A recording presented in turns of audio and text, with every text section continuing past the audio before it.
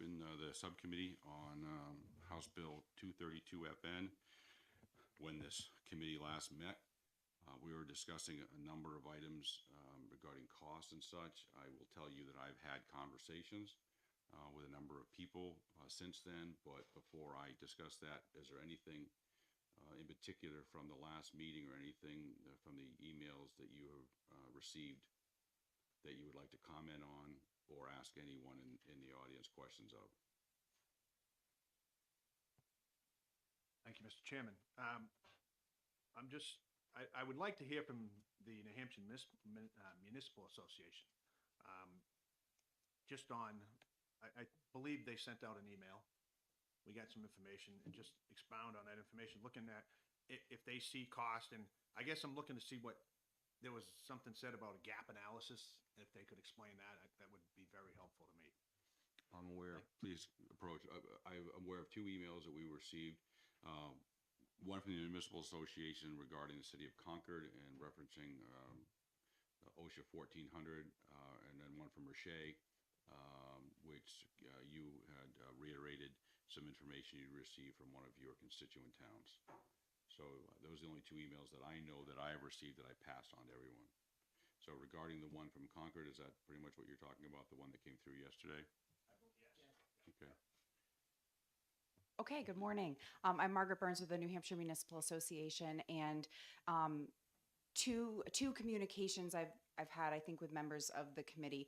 The first was after the last work session, I spoke with our board of directors about House Bill 232 and issues of cost, as well as what they would need to see to better understand this issue and to potentially not be opposed to the bill as we currently are. And one of the things that they discussed was needing to see a more comprehensive gap analysis, meaning a more comprehensive assessment of the difference between the currently applicable rules promulgated by the Department of Labor and the rules that are being proposed to be put in place, the 1910 rules. And that was one of the questions they had, was how do we know what we're going to in order to assess what the impact will be and what kind of additional compliance, training, and other costs we will incur if the new rules are implemented. So that's where the gap analysis discussion came from. I know that subsequently there was also some written testimony from the safety coordinator in the city of Concord, which I had forwarded on, related to concerns that they have about the difference between current rules that apply to them, as well as what would apply under the 1910 rules. Our board of directors also expressed that they would think it would be prudent for there to be a study commission on the issue, so that stakeholders who would be affected by new rules would have a chance to be part of that investigation and research, and then be part of a discussion and recommendation of potential future legislation. And so that was one of the other recommendations that was made when we had that discussion. I am aware that Assistant Commissioner Ogden, in his free time on weekends, had his staff go through the entire 1910 and compared it to what they're doing now. So I'll, in a minute, I'm going to call him up about that. But are there any other questions of Ms. Burns? No, I'm good. Okay. And I was just speaking with Assistant Commissioner. I did not know I have not seen that analysis. It's okay, don't worry about it. It's this thick, and I asked for a copy of it. I said we should have at least one copy, okay, so we can see it. And I believe it's at least 2 reams of paper. Obviously, we don't have that copy, but it has been done. So no harm, no foul that you haven't seen it, because quite frankly, I wasn't able to figure out how to download it because it was so big on my computer, so large. Did you guys? I think it's been sent to everyone on the Labor Committee, but it was 1,300 pages, and I will admit that I stopped after. so thank you. You have any questions for Ms. Burns from the Municipal Association? No, not right now. Okay. Thank you. Assistant Commissioner Ogden, if you wouldn't mind.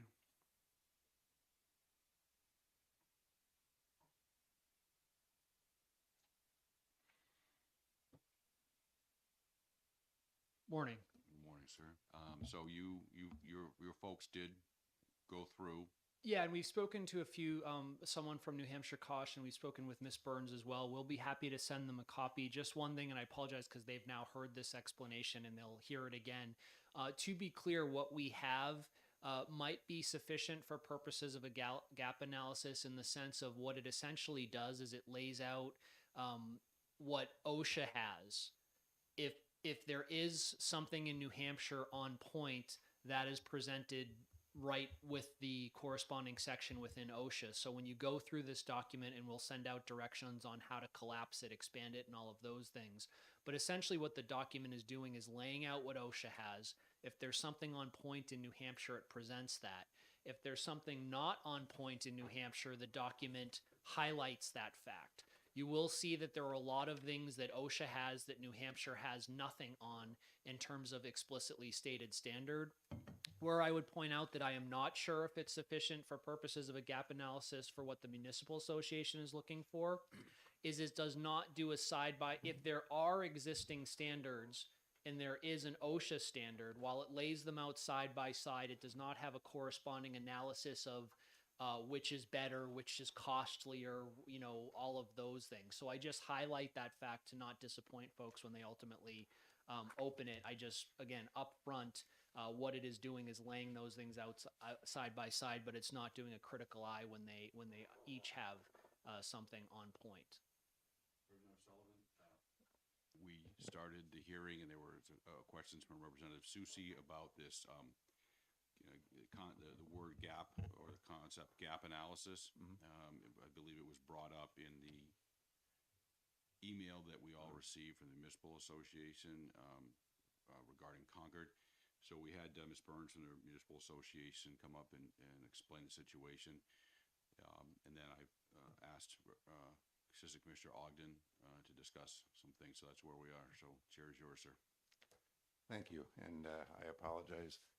Interstate 89 was awful. It was a train wreck. It was a real disaster, but I'm here. I took my four-wheel drive, which is probably a good idea.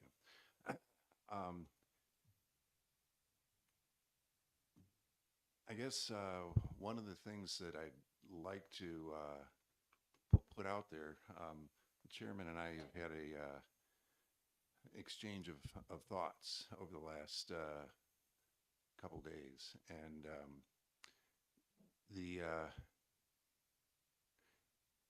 I was on the verge of preparing an amendment that would have extended the effective date out until summer of 2024. That seemed like it would resolve some of the anxieties that folks were experiencing. And then some of the communications that we received, we're looking for additional,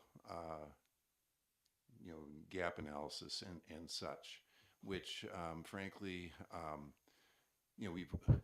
we've done a good portion. Well, I use the term "we" very loosely.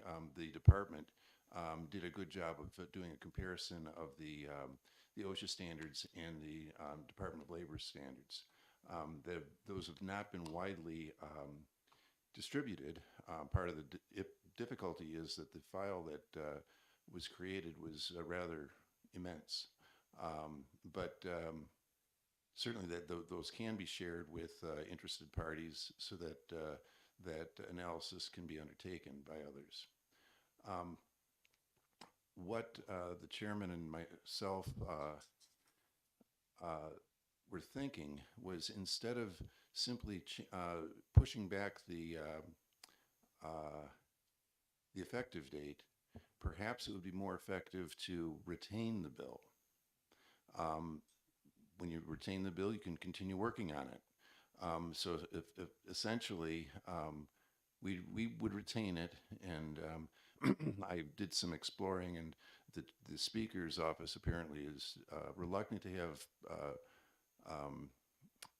some committees working on retained bills during the session, But that's mainly, committees like education, science, and technology, the ones that have huge workloads. They don't want them putting their workloads aside to work on something else. The Labor Committee has the luxury of not having a huge workload. In fact, this year it's actually lighter than usual. So I think we would have the ability to go to work on it, and continue working on it and do some of the things that perhaps the study committee was unable to get to. But I will say that I'll speak for myself alone. I remain very committed to getting these OSHA standards um, brought into the public sector. I think it's critical. I understand that folks want to know exactly what it's going to mean, but I firmly believe that this is something we need to do. But I'm willing to take the time to work with the stakeholders to help them understand exactly what it's going to mean to bring these standards into play. So effectively, what retaining the bill would do is it would give us time to start working now, continue working. I think we could even work during the summer. um, we ran into some difficulty last year. The speaker indicated that he did not want study committees to be working during July and August, which was a real problem for us. But at any rate, we can work through the spring, through as much of the summer as we can, into the fall, and essentially retained committees, retained bills are generally voted on the first session day in January. So it gives us a good chunk of time. And frankly, what would end up happening is with that bill would be, if the bill passes the House and passes the Senate and gets signed by the governor, that would take place in the summer of 2024, which is exactly when I was going to suggest we put the effective date to. So we get more time to work, more time to get comfortable with the idea, but and we don't lose any time over what we would have done. So I throw that out to the subcommittee to get your thoughts on doing this. Thoughts? Thank you, Mr. Chairman. I think it's a great idea to continue working with the department and stakeholders to ease some of the nerves that we've come across. Thank you. And I'll say the same thing. I think it's a great idea, and it'll give everybody more time to realize what is actually going to happen. And I do have one question, if I may, to Mr. Ogden. If you know the answer, that's fine. If you don't, that's acceptable as well. Looking at the standards, do you feel that we're that far off from safety standards to what Brian wants to bring in as the OSHA standard, and just in general? I mean, I can tell you, I worked on the fire department for 29 years. We didn't have the OSHA standards, but everything that we needed. I mean, and I heard people discuss this earlier about, some of these smaller towns may not have the equipment if they have to go down into a hole, tripods, all this stuff. And I could see that some smaller towns may not have that. But in your opinion, do you feel that we're really that far off from meeting those OSHA standards? It's tough to say, but what I would say is I certainly think that there are probably pockets of places. How widespread those pockets are, I'm not sure, but I'm certain that there are pockets of places that might be far off. I think it was referenced earlier, the fact that because New Hampshire does not have explicitly stated standards does not mean that there's no standards, because again, individuals be looking at the general duty clause.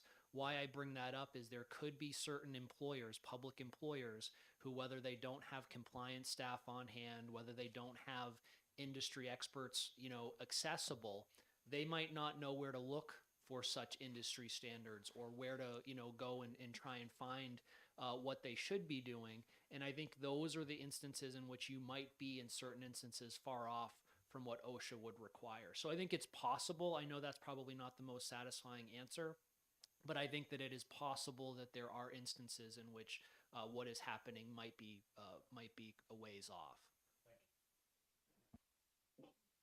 And I think as this gap analysis takes place, it's going to be important to keep in mind what you're just saying, that the department often looks to the OSHA standards when New Hampshire lacks a standard. We've discussed the difficulty that places on employers, that they aren't looking at the OSHA standards, but the department might look to the OSHA standards when there's something that appears to be unsafe and we don't have a standard. So basically, the gap we would be filling is the gap between what the employers can see now and what they might be actually expected to comply with now without necessarily being able to know it. Is that fair? I think that that's fair. And one thing I would, I guess, preface before we provide this document to folks, it's a discussion that we did have certainly in the context of the study committee over the summer, is when you look at what is not there, it can be quite jarring, because you will see all of these instances in which New Hampshire does not have anything out there specifically or explicitly stating what the standards are. But to your point, Representative Sullivan, we would look to the general duty clause. Again, use the example of electrician. There's different areas out there that New Hampshire does not have explicitly stated standard. That does not mean that it's a complete free-for-all. It does mean that we don't have explicitly stated standard in LAB 1400 or in RSA 277. So instead, we would be looking at what provides for an employer having met the general duty, which might be us looking to OSHA. It might be us looking to building codes. It might be us looking to generally industry accepted standard. But I do highlight that as when you see what's not there, there is a lot. And I guess I've been saying all along that's why we really need these OSHA standards, so that everyone can look to the standards and everyone can see what the expectations are. They don't have to wait until an inspector says that's not safe, and I'm going to reference something that's not in the rules or not in the statutes to back me up. So I'll leave it at that. But any other thoughts on this path, please? Yeah, I'm fine, working through the summer, working on the study committee as long as we need to get this right and hopefully get it to pass, if that's the right decision. But my concern I'm going to bring back is with the dates, because if we move this out to next January, the schools will already have their budgets ready. So if this is going to become a cost that the schools are going to have to incur to become compliant, although I'm feeling a little bit more comfortable about that after speaking with a couple of school districts, we would need to have this information out to them by the fall of 2023 so that they can get it into the next budget cycle. I think we're in the right time frame for the municipalities to get it into their budget cycle, which would be voted on in March. And there's no reason why we can't continue having this discussion as we go forward. The bill will be voted on if it comes out of the committee in January. So we've got time to figure out exactly what the implications of the effective date would be. So I hear you. It sounds like we've got a way forward, at least for the subcommittee. Oh, May I? please. The one of my initial requests of Representative Sullivan was a commission, and I wanted to specifically outline. I wanted one person from fire, one police, one municipal city, one municipal town, someone from one of the counties that represents the nursing homes, the corrections department, all those things. So we get these people that each one of these individuals would break down their portion of 1910 and how it applied to them. Brian aptly explained to me that you're right, it's very difficult to get a commission by the time you appoint people. You can't get a senator to do it. You're going to find a couple reps to do it. it may take you 4 months just to get people in place. It's best to just retain it where you can kind of do the same thing, because we're going to rely on the municipal association to get us the people that we want them to get for us. Right? So, And in fact, that's, so we can accomplish the same thing. Now, I did also have a conversation with the assistant commissioner and the commissioner on this, and because I started questioning some of the things that are in 1910, I spoke with the fire chief of Bedford reached out to Brian and I, and we have spoken to him, and he started bringing up things which I frankly had no knowledge of. 2 in, 2 out. As a firefighter, you would know that. If 2 guys are going in, there needs to be at least 2 guys outside, making sure should something happen to them and what have you. And then I started reading these things about all the reporting. There has to be a list written all the time of who was doing what and where and who was in the hole, who was not, all these different things that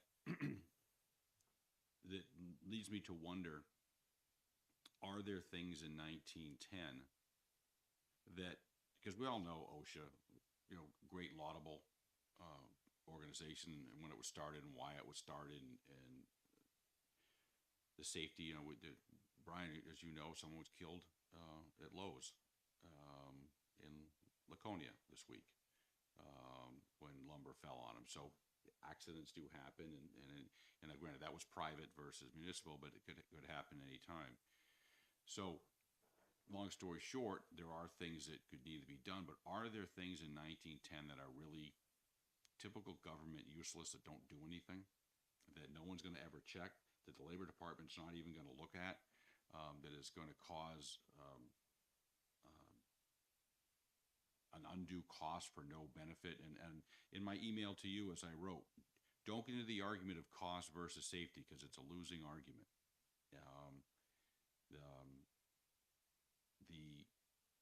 But there are, when I started getting this feedback from certain people as to, well, we're doing this, but if we do this, it's going to cost a lot more. So my conversation with the commissioner and assistant commissioner are, in 1910, are there things that are covered elsewhere? Are there things that really we don't have to, we don't feel are really appropriate to do? And that's where, I told you that I cannot look at you in the eye and everybody else and say, I want to pass this bill, if I don't know all the different things. I can't hear it from everybody.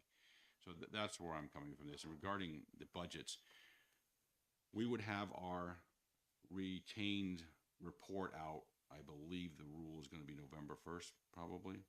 We have to have that prepared. I don't know that a retained bill has a report necessarily. We would have to finish working on the bill, and then it'll be voted on in January. Right. But I think it needs to be, I think that work in the retained bills does need to be completed right around November. We double check that, but yeah, it's right in there. Because as I was talking with the fire chief, he has a problem with some of these things. He's like, gee, well, I really don't want to be locked down as a fire chief to the 2 and 2, because I show up to a fire, there's only 3 of us, and I really need 2 guys to go in. What am I going to do?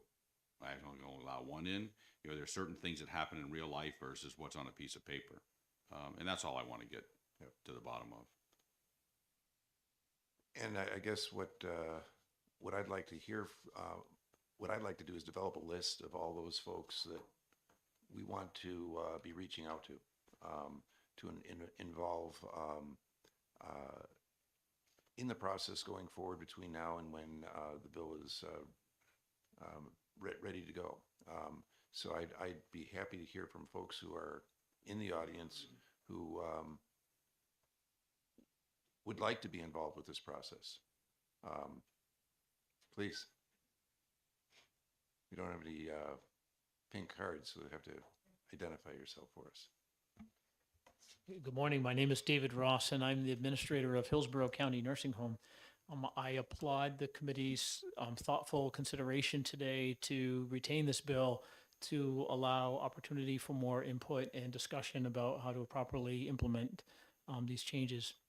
I would be happy to participate in this discussion and in this work group to be able to help strategize, because we do see that this could potentially have significant impact on our nursing home operations specifically.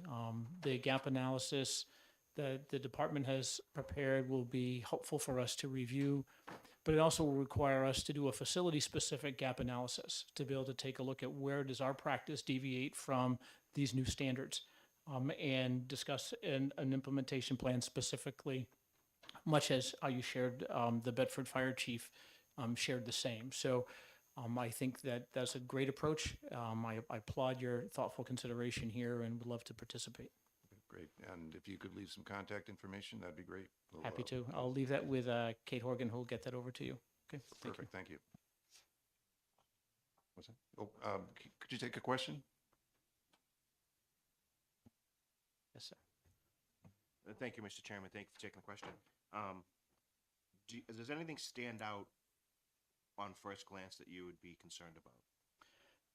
There was so much to go through. I think what we have to really go through is the bloodborne pathogen standards specifically, hazardous materials, lockout, tagout, all of those components that we have elements of those in place at our facility. I'm just not confident that we have full compliance with each of those standards. So it really does require such an in-depth review. The 1910 standard is over 2,200 pages. So there's so much information and detail that's included in there. It really warrants a very substantial deep dive. What standards do you follow now? Just general practice or just business industry or whatever? That is correct. going Yep, on that out is there? correct. Yep. Thank you. Thank you. Ms. Nord, you were waving at me.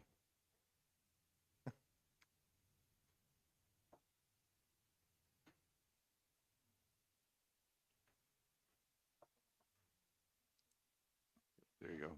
Thank you for giving me this opportunity. I think it's a great idea.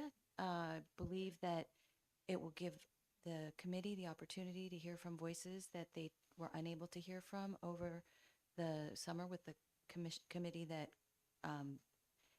this bill came out of.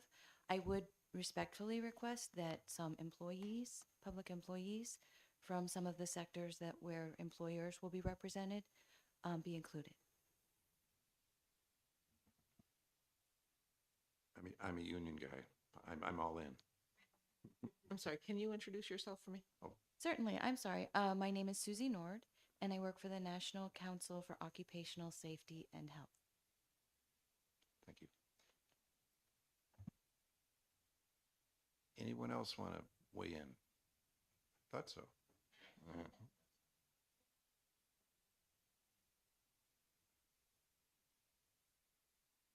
Thank you. My name is Joyce Pittman. I'm the Director of Risk and Benefits for the Department of Administrative Services over the state, and all of the agencies of the state. So we would be rolling out to the vast industries that the state employs. And our budget cycle is a little bit different, it sounds like, than the municipalities. So I just want to be sensitive to that too. You all know the state's budget cycle is. Okay. Yep.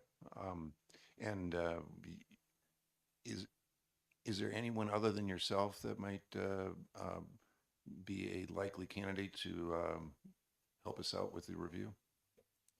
From the state perspective, yes, there's a team at TAF, but there are also there are different agencies that have different needs, so we want to ask them as well. The New Hampshire hospital, I believe we cited in the OSHA guidebook as best practice. So, like, we would want to talk with the New Hampshire hospital, the Department of Transportation, Safety, Corrections. Okay. So, yes, I would definitely want to get their perspectives too, and that would probably include some employees. Okay. That's just how we work. And as we move forward, we'll probably have to figure out how much of the work your department will do with the other departments and how much of the work will actually be done by the subcommittee here. So we'll sort that out because it might be more time that the subcommittee can actually devote. But basically, you can bring some reports to the subcommittee as to what you've uncovered. And I agree with the comment about you can't use money as an argument to trump safety. Totally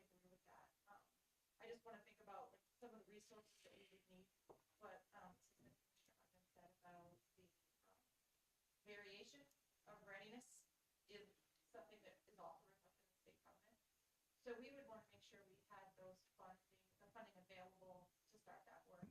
I don't know where that is in the budget that's being presented right now. I know it's not on my radar, so I don't have it in the Department of Administrative Services budget. I didn't really answer your Yeah.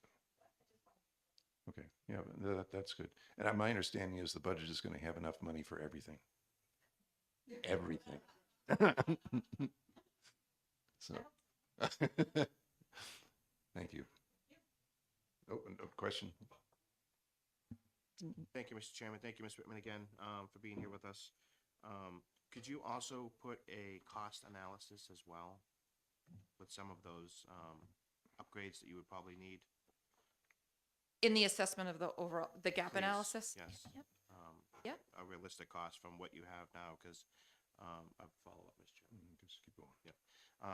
We spoke last time about, when DOT is working on bridges, they follow industry standards. How far off are those industry standards from the 1910? So if they already have, policies, procedures in place that almost mirror those, would that be a large, Okay. undertaking for them to do that? I'm just doing the bridge thing because, we all see those happening and, Okay. stuff like that. Thank you. And we'll keep the subcommittee in the loop too, as what we're learning. Yes. Thank you. Thank you, Mr. Chairman. Great. Thank you. And I guess one of the, please, while you're coming up, one of the other things that keeps coming back to me in our many conversations with the Deputy Commissioner of Labor is the manner in which that the department works is not, we're looking for violations so that we can rake in the fines. The way the department works is when we find a violation, we work with the employer to resolve it. And if in some cases, that means it's not the resolution is going to cost a few bucks. That's not in the current budget, and we're going to work with you to come up with an interim resolution that keeps folks safe, but operates within the current budget. And they do that now with the current standards. So I'm confident they will continue operating the same way. We're simply giving a more detailed set of standards for everyone to be aware of. So identify yourself, please. Good morning, everyone. I'm Cullen Tiernan. I'm here with the State Employees Association, and I think this is a valiant effort, and we'd love to support in any way possible.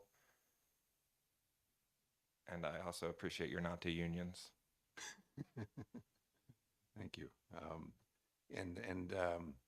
I think the SEA would be a good partner to provide those employee perspectives. So I'd love to help facilitate from numerous different departments. you got it. Thank you. Mr. Chairman? Yes, please. Since this gentleman has come up to speak, in particular, obviously, you've had conversations about this bill. You've had conversations about 1910. Could you give me one or two specific hot points that your group or you individually have concern with or are extremely happy with? Just give us an idea of where you're coming from.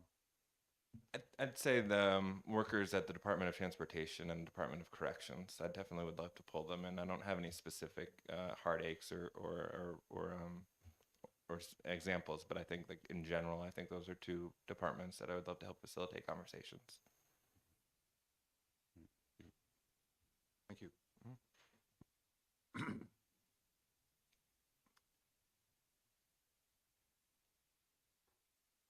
Are there others who would like to weigh in? Well, I think what we'll be doing is developing lists of folks that we want to rope in and participate, and I think we've got a good start here. But this is work that I think we would have liked to have done with the study committee, but unfortunately that started too late, which is why I did press Chairman Infantine that there are things that slow study committees and commissions down. keeping this as a retained bill. The Labor Committee owns it, the Labor Committee keeps it, the Labor Committee remains responsible for it. We don't have to find a senator to play along. We great respect for the Senate, but we can continue working without having to deal with the impediments that our legislative process often creates. Looking forward to it. Any other thoughts before we put a wrap on this? Of course. Does the chairman need a motion? Oh, that'd be good. I'd be delighted to hear a motion. Thank you, Mr. Chairman. I move that the subcommittee adopt retained status for this bill. And I'll second that motion. And we've got 4 committee members, and I guess I'll just do a roll call vote. Representative Holcomb, Yes. Representative Susi, Representative Avalani, Yes. and Representative Sullivan votes yes as well. So basically, we have a unanimous vote to, and just to be clear, Representative Inventine is not part of the subcommittee. We appreciate him being here, and on the phone, I told him that we would hope that he would be the perpetual 5th member and continue to provide his thoughts and input as we move forward. Because we're pretty much evenly divided in the House. We've got evenly divided committees and subcommittees, but I think we will have a technical 5-member group moving forward. I will fill out the necessary paperwork and we'll bring this back to the committee, I believe on the 16th, correct? Mr. Chairman? Yes. Okay, perfect. So thank you very much, folks, and I guess in 15 minutes, the other subcommittee will get underway.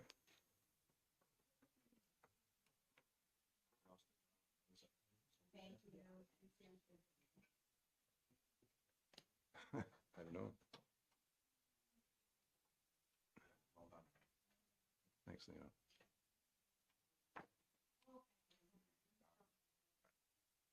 I would put a lot of, oops.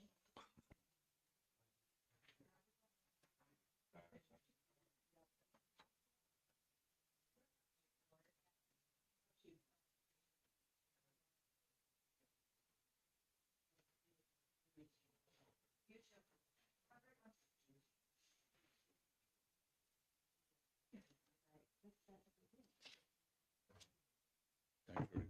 Thanks a lot. Be in touch. Thank you.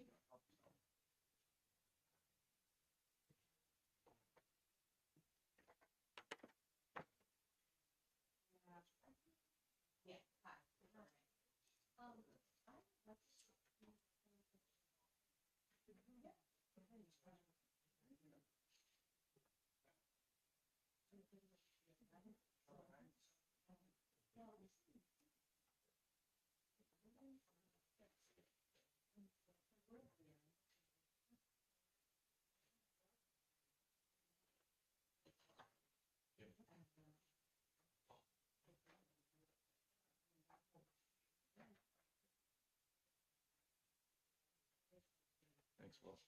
You're welcome. My pleasure.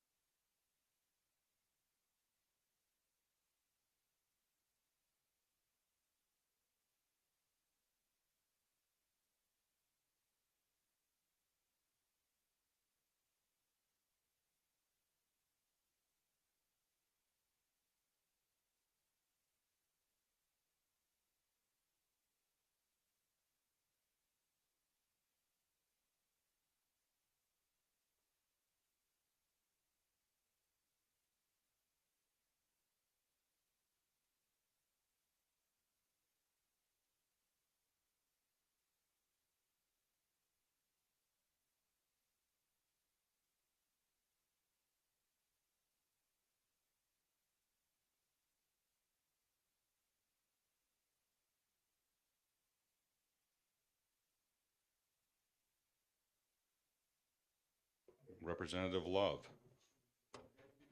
It is 11 o'clock. You're on. And Representative Sullivan, you're filling in for Representative McKenzie today, who cannot be here? Oh, associate, okay, and my apologies. Thank you, Jim.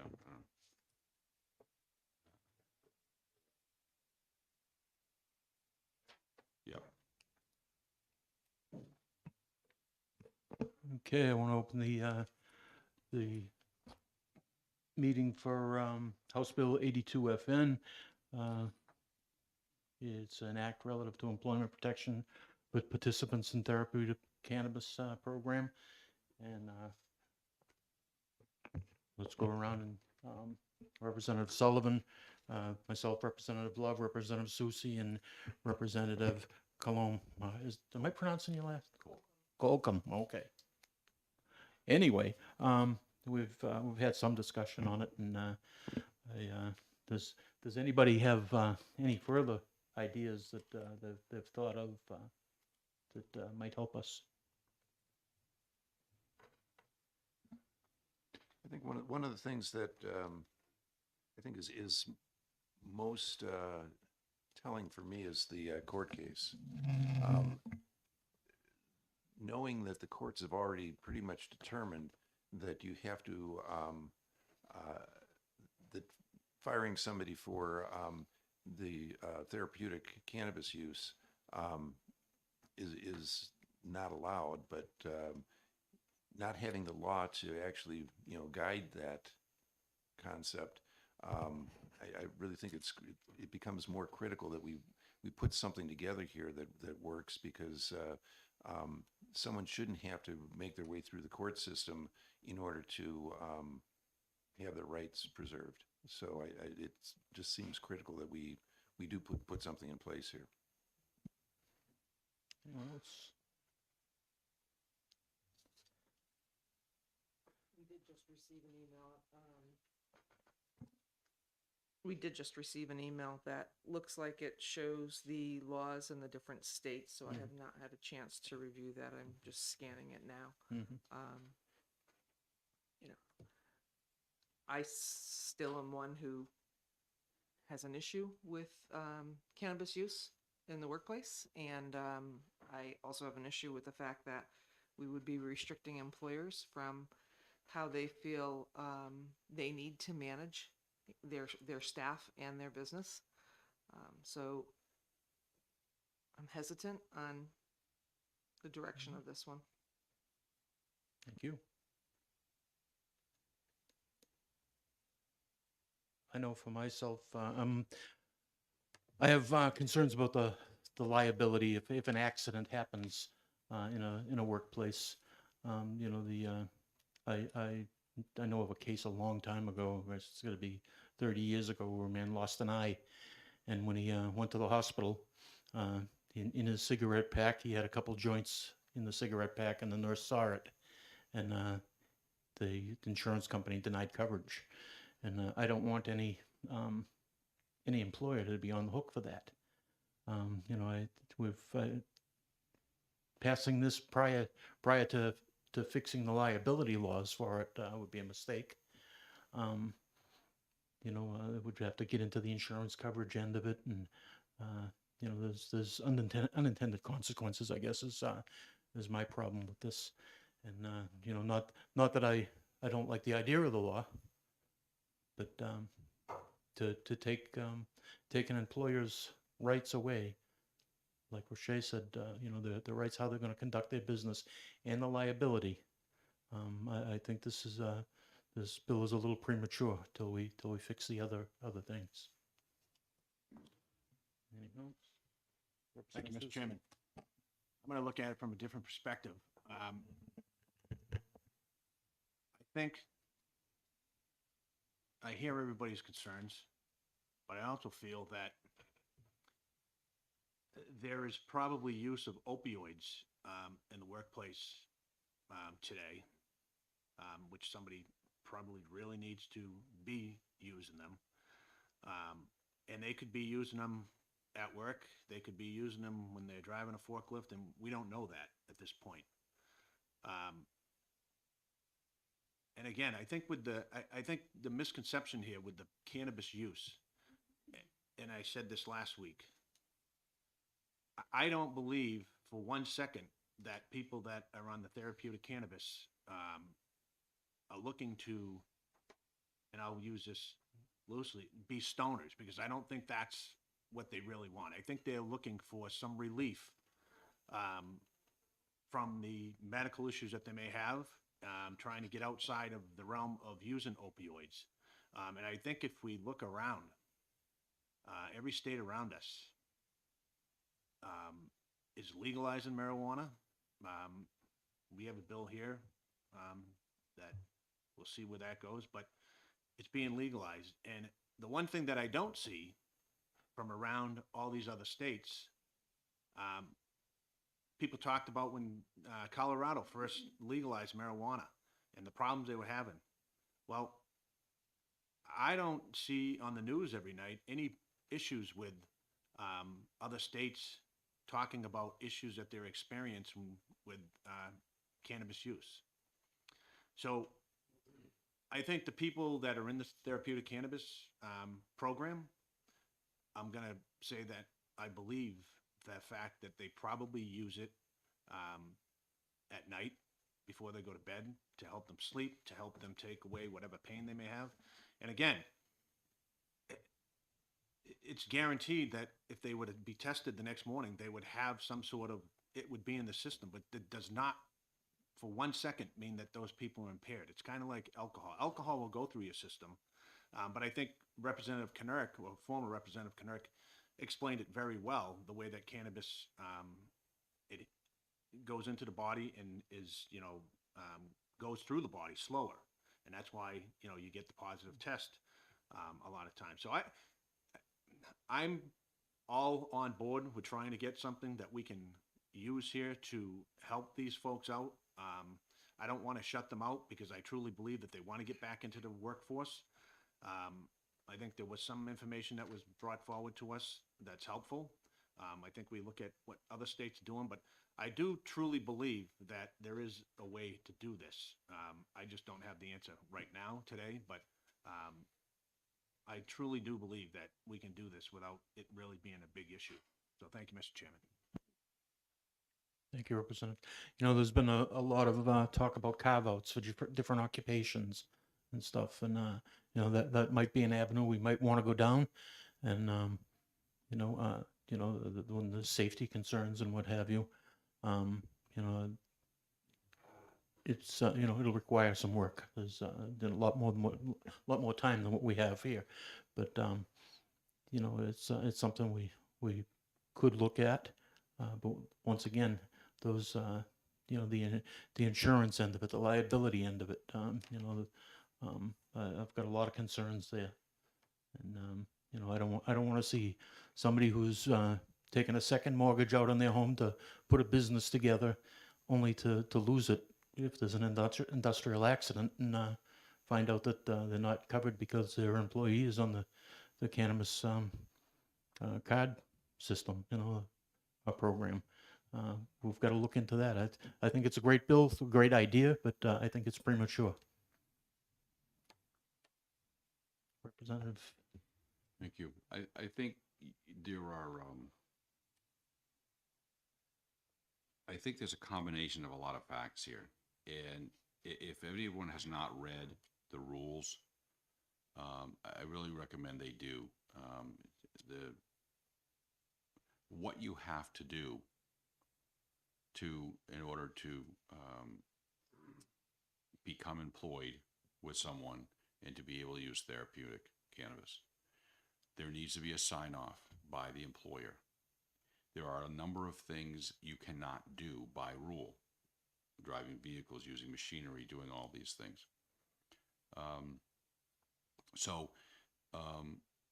Being an insurance guy, I respect what you're saying, but I don't know as if, because the employer has the ability prior to signing off to present that to their insurance carrier for approval or not. This is what this person is going to do, and It happens all the time in my business where someone says, I want to hire somebody, but they had a DWI 3 years ago. I'm not going to be able to allow them to drive a service van. Some insurance carriers say yes, some say no. We submit it to them, and if they give it a thumbs up, then they can drive. If not, they can't. So, the owner has that ability. I'm overly concerned with some of the things that are being brought forth in this committee. We have 2 bills, if you think about it. Out of 13 bills, we have 2 where the bill tries to mandate by law that someone cannot be fired for a certain behavior. And I'm very cautious about that slippery slope. Employers it's an at-will state. You look at me funny someday and I don't like it, and I can let you go. And some people have a real hard time with that. They don't like that at all. So you're right, guys. We have to come in between the middle here. But this bill says you cannot be fired just because you have a positive test. The test doesn't mean that you're intoxicated with THC. It just says you can't be fired for a positive test. Now, it begs the question, why would anyone test someone they know is on therapeutic marijuana because they had to sign off as an employer? I don't know why they would bother. They know what the result's going to be. Then you look at the amount of people that are employed in the state of New Hampshire, and I don't really want to take away 4,000 people's jobs. I wouldn't want them to be released, and I'm glad 4,000 people are employed in using therapeutic marijuana. So I think you have to look at all of the different things that are there. The employer makes the decision, and what I just said about I'm very worried about a slippery slope about letting people go, and legislature starting to mandate when employers can and cannot let someone go. But this one seems to be a little more voluntary. They have to sign off on this. They don't have to. And I want to see if I can get someone to come up and ask some questions afterwards, if I could. They don't have to sign that letter, the employer. They can say, sorry, I'm not going to agree to it. And so,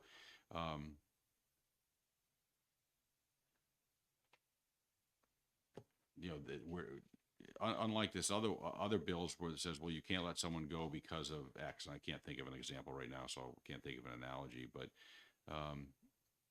the employer agreed to it. Can the employer at one point say, and I think these are some of the questions I have, so I hire, because what Representative Susi says is very accurate. We have a former state representative who's a friend of mine.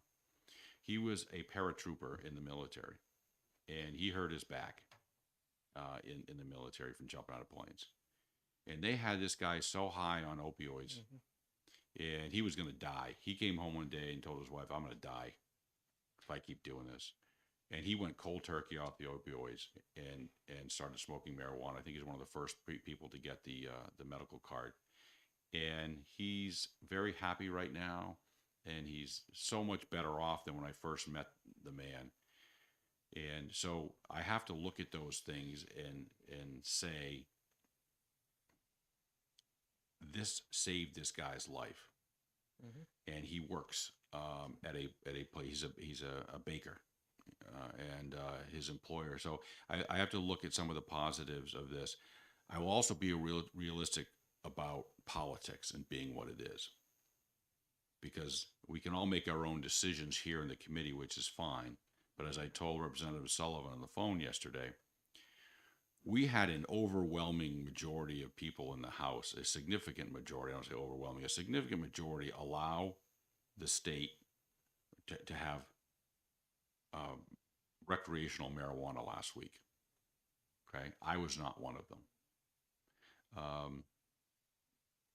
If this committee comes out, this is one of my concerns as a chairman, if this committee comes out and this thing is an ITL, I can pretty much guarantee you someone's going to stand up on the House floor and they're going to challenge it. And there's probably enough votes to override what this committee would want to do if this committee comes out with a negative report based on what happened with the last vote in the House.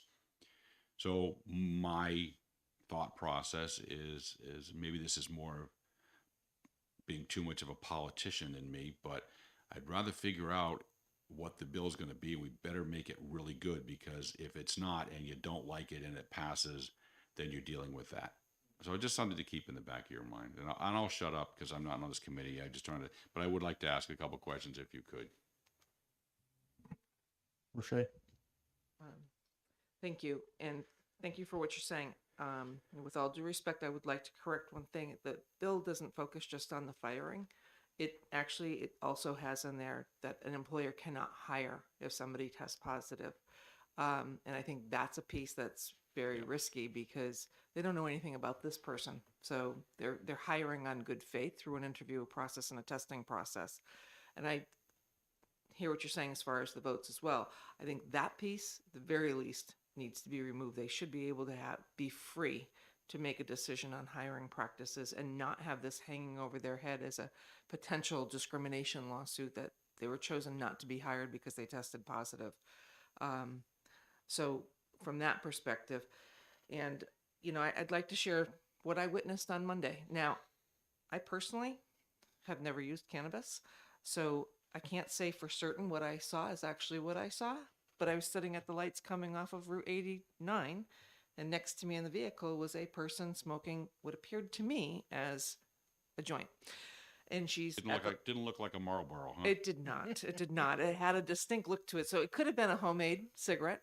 So I'll give that. But it certainly looked like a joint that she was smoking while she was sitting at the lights. And I immediately thought of this saying, and the testimony that we heard about people know that they're not supposed to do this. And if she was on her lunch break, or if she was on her way to work, it begs the question. And, it also justifies the concern of our police department when they say, this is a problem because we cannot test the level of intoxication from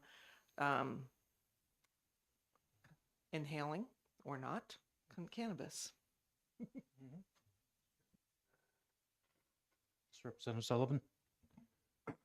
I didn't share this last week, but just took this out of my wallet.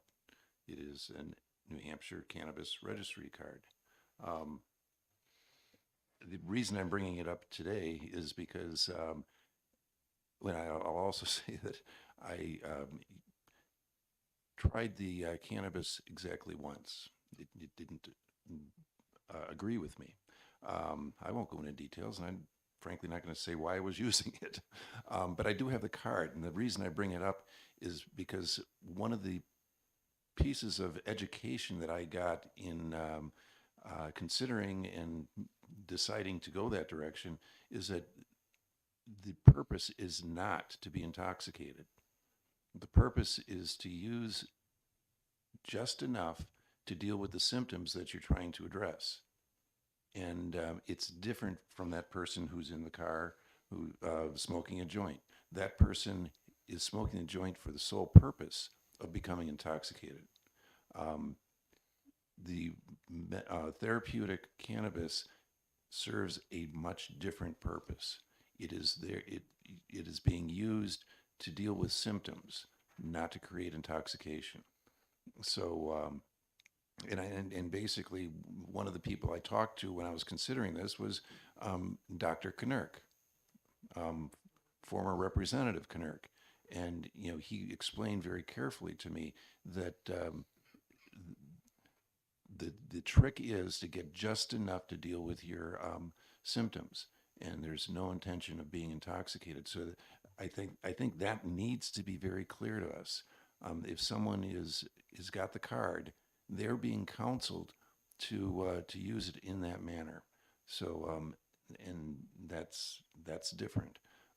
So I do want to put a bill forward. Frankly, I'm comfortable with the amended version that we had last time we met. But I'm also open to modifications of that. If the subcommittee or some of the folks who are here can suggest modifications to it that would make it more effective, more palatable, I'm good with that. But I believe, I guess I'm going to be pragmatic, like Chairman Infantine is being. Something we're going to end up with something. Let's make it as good as we can. So, but let's separate the recreational use of cannabis from the therapeutic use of cannabis. They're two different things and serve two very different purposes. One of my problems would be how. How do we separate it? There, when Representative Susie was talking, he's, talking how, most of these people were certainly just using it for therapeutic use. And I'm sure, that there are certainly people with those cards that are abusing it too. How do we separate them? What kind of language can we put in there to separate them? How can we allow an employer to say, look at, you're going overboard with this? I think the language of the bill is clear. If someone is impaired at work because they're drinking, because they're using opioids, or because they're using cannabis to the point of becoming impaired, you can be fired for that. Nothing in this section shall be construed to require an employer to allow being impaired by cannabis products while at work. So basically, if the employee is impaired, that's grounds for action on the part of the employer. But you can't prove it. There's no test that You can't. that says whether I smoked a joint a week and a half ago or 20 minutes ago. In my judgment, he was impaired. Won't stand up in court. Won't stand up before the labor board. This is the hurdle we have to fix. I think that was put in there to simply to clearly answer that issue. If a person is impaired, that's not okay. I did labor relations long enough that I represented folks that were impaired in various ways, and when they were, there are consequences. Often there was counseling involved, but basically being impaired at work is not okay and not allowed under this bill. I still can't understand how a case like that would stand up in any labor board hearing or a court of law, because you can't prove, like I said, whether I smoked that joint a week and a half ago or 20 minutes ago. That in my opinion, wouldn't, from somebody who's not an alcohol and drug counselor, for instance, as a witness, wouldn't hold up, in litigation. Let me play it out as what I would have experienced as a labor rep representing an employee who was impaired at work or allegedly impaired at work. If that employee was disciplined or terminated because of that, a grievance would be filed. That grievance would go through the process of the various administrative levels, would go to the school board, and if the grievance was denied at all those various levels, would end up before an arbitrator. That arbitrator would have a hearing, and at that hearing, the person who observed the impairment would be questioned in detail as to what they observed. And basically, arbitrators operate by the sniff test. If it's if it smells like bologna, it's probably bologna. And so essentially, they're going to go on the credibility of the employee versus the credibility of the supervisor. And I had lots of experiences where arbitrators sided with the employer because they believed that the employee was indeed doing what the employer alleged. So it is not impossible to to deal with something like this. And in fact, if it's not a union environment, it's much easier because basically the only recourse there is to the courts, and the judge would do the same thing. Question very carefully what the person observed, what they saw, what they witnessed, and reach a conclusion.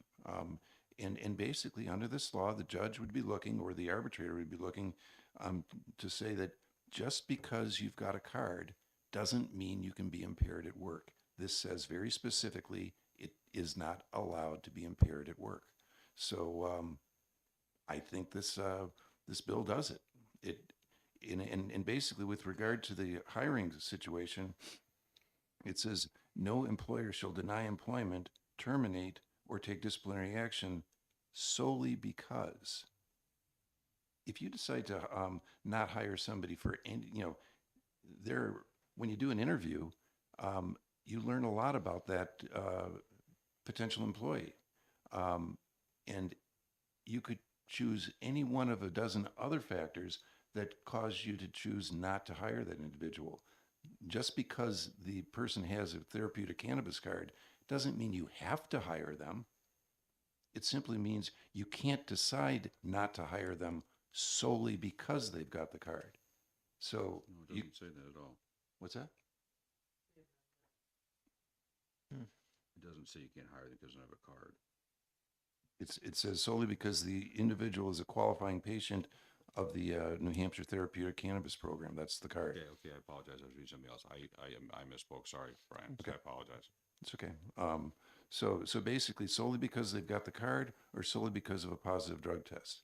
But basically, you can terminate the employee for a dozen other reasons. You can choose not to hire the employee for a dozen other reasons. It's just you cannot base that decision solely on those two factors. Representative Susi. Okay. Thank you, Mr. Chairman. I think we need to understand as well that these committees are policy committees, and it's our job to put together legislation that is good legislation. And we are not going to decide, and we can't decide as to what a judge may think or an arbitrator may think. It's up to us to put the legislation forward, and I agree with what Representative Sullivan said. I think this is pretty clear that they're saying that impairment is not allowed at the workplace. So as a policy committee, we've moved the policy forward. It's not our job to worry about, it is our job to look at what the results could be, but at the end of the day, we can't decide for a judge or an arbitrator, mediator, whatever, what they're going to do. And how they're going to decide something. But I think I like the bill. I mean, I'd be open to modification. I know there's going to be exemptions. I mean, right off the bat, I mean, I can look at jobs like the fire department, police, CDL drivers. Those, I mean, obviously those are not going to work under this bill. But I'm in favor of moving something forward. So thank you, Mr. Chairman. My only thing with moving something forward, we put a lot of time into this so far, and there's going to be a lot more. We don't want to just hand it to the Senate and have them kill it. My time, all our time is more valuable than that. Representative Cologne. Thank you. If I may, with Representative Sullivan's comments regarding hiring, it's been my practice that when somebody in a hiring process, when somebody is set for a drug screening test, it is done with a job offer. Here is your job offer, and the job offer is contingent upon passing a drug screen. So if the drug screen happens and they do come back positive with cannabis, and then the job offer is retracted, then it can be said that the offer was retracted because of that. So I don't believe that we should be having the restriction in here for an employer not being able to hire somebody because they have they're going on good faith. They have no experience with this person to be able to say what type of a worker they are, how they manage their cannabis card. And in respect to your talking about people don't get a cannabis card so that they could overuse and they can get intoxicated. The same could be argued with opioids. You know, they go on these, they're not supposed to be getting intoxicated. They're only supposed to be using it to manage their pain, but they get addicted and they have overuse. And I can see that happening. But to restrict an employer from having to pull back a job or continue forward with a job offer that was contingent on passing a drug screening, I think this is misplaced in this bill. And I don't think it has it. We just should not be getting involved in the employer's decision making to that level.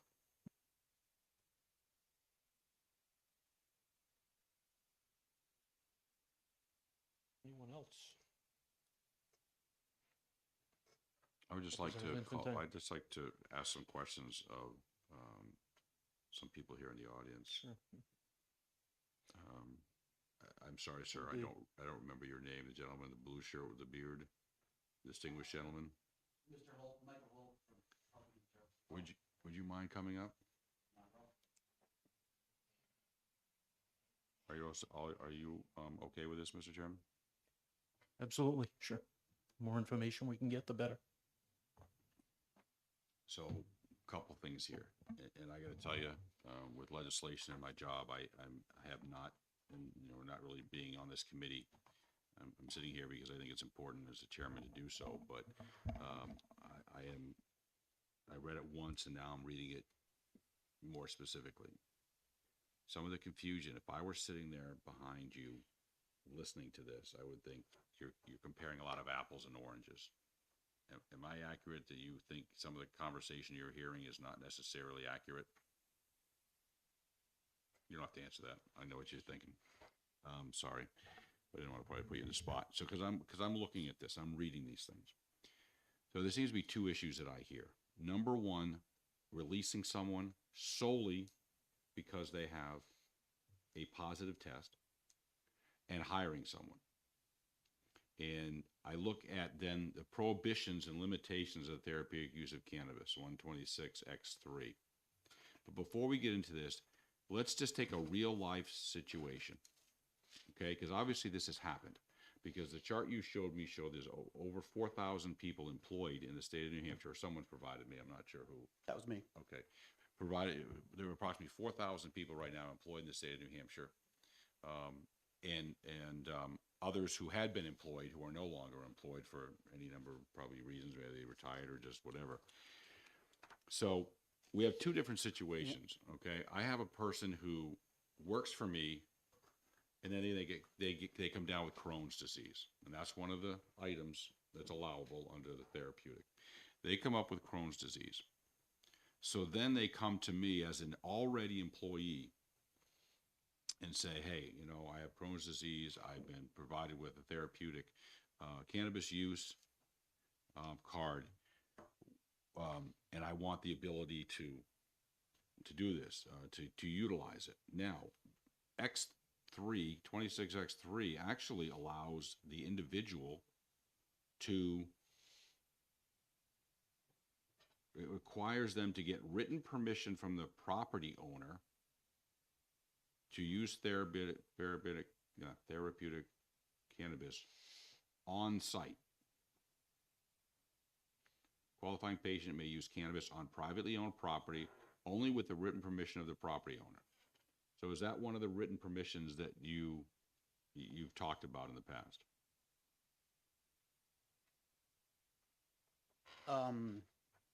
I have copies of this if anyone wants to read along. Yeah. Would that be helpful for Easier than reading it off my phone. folks? Yeah.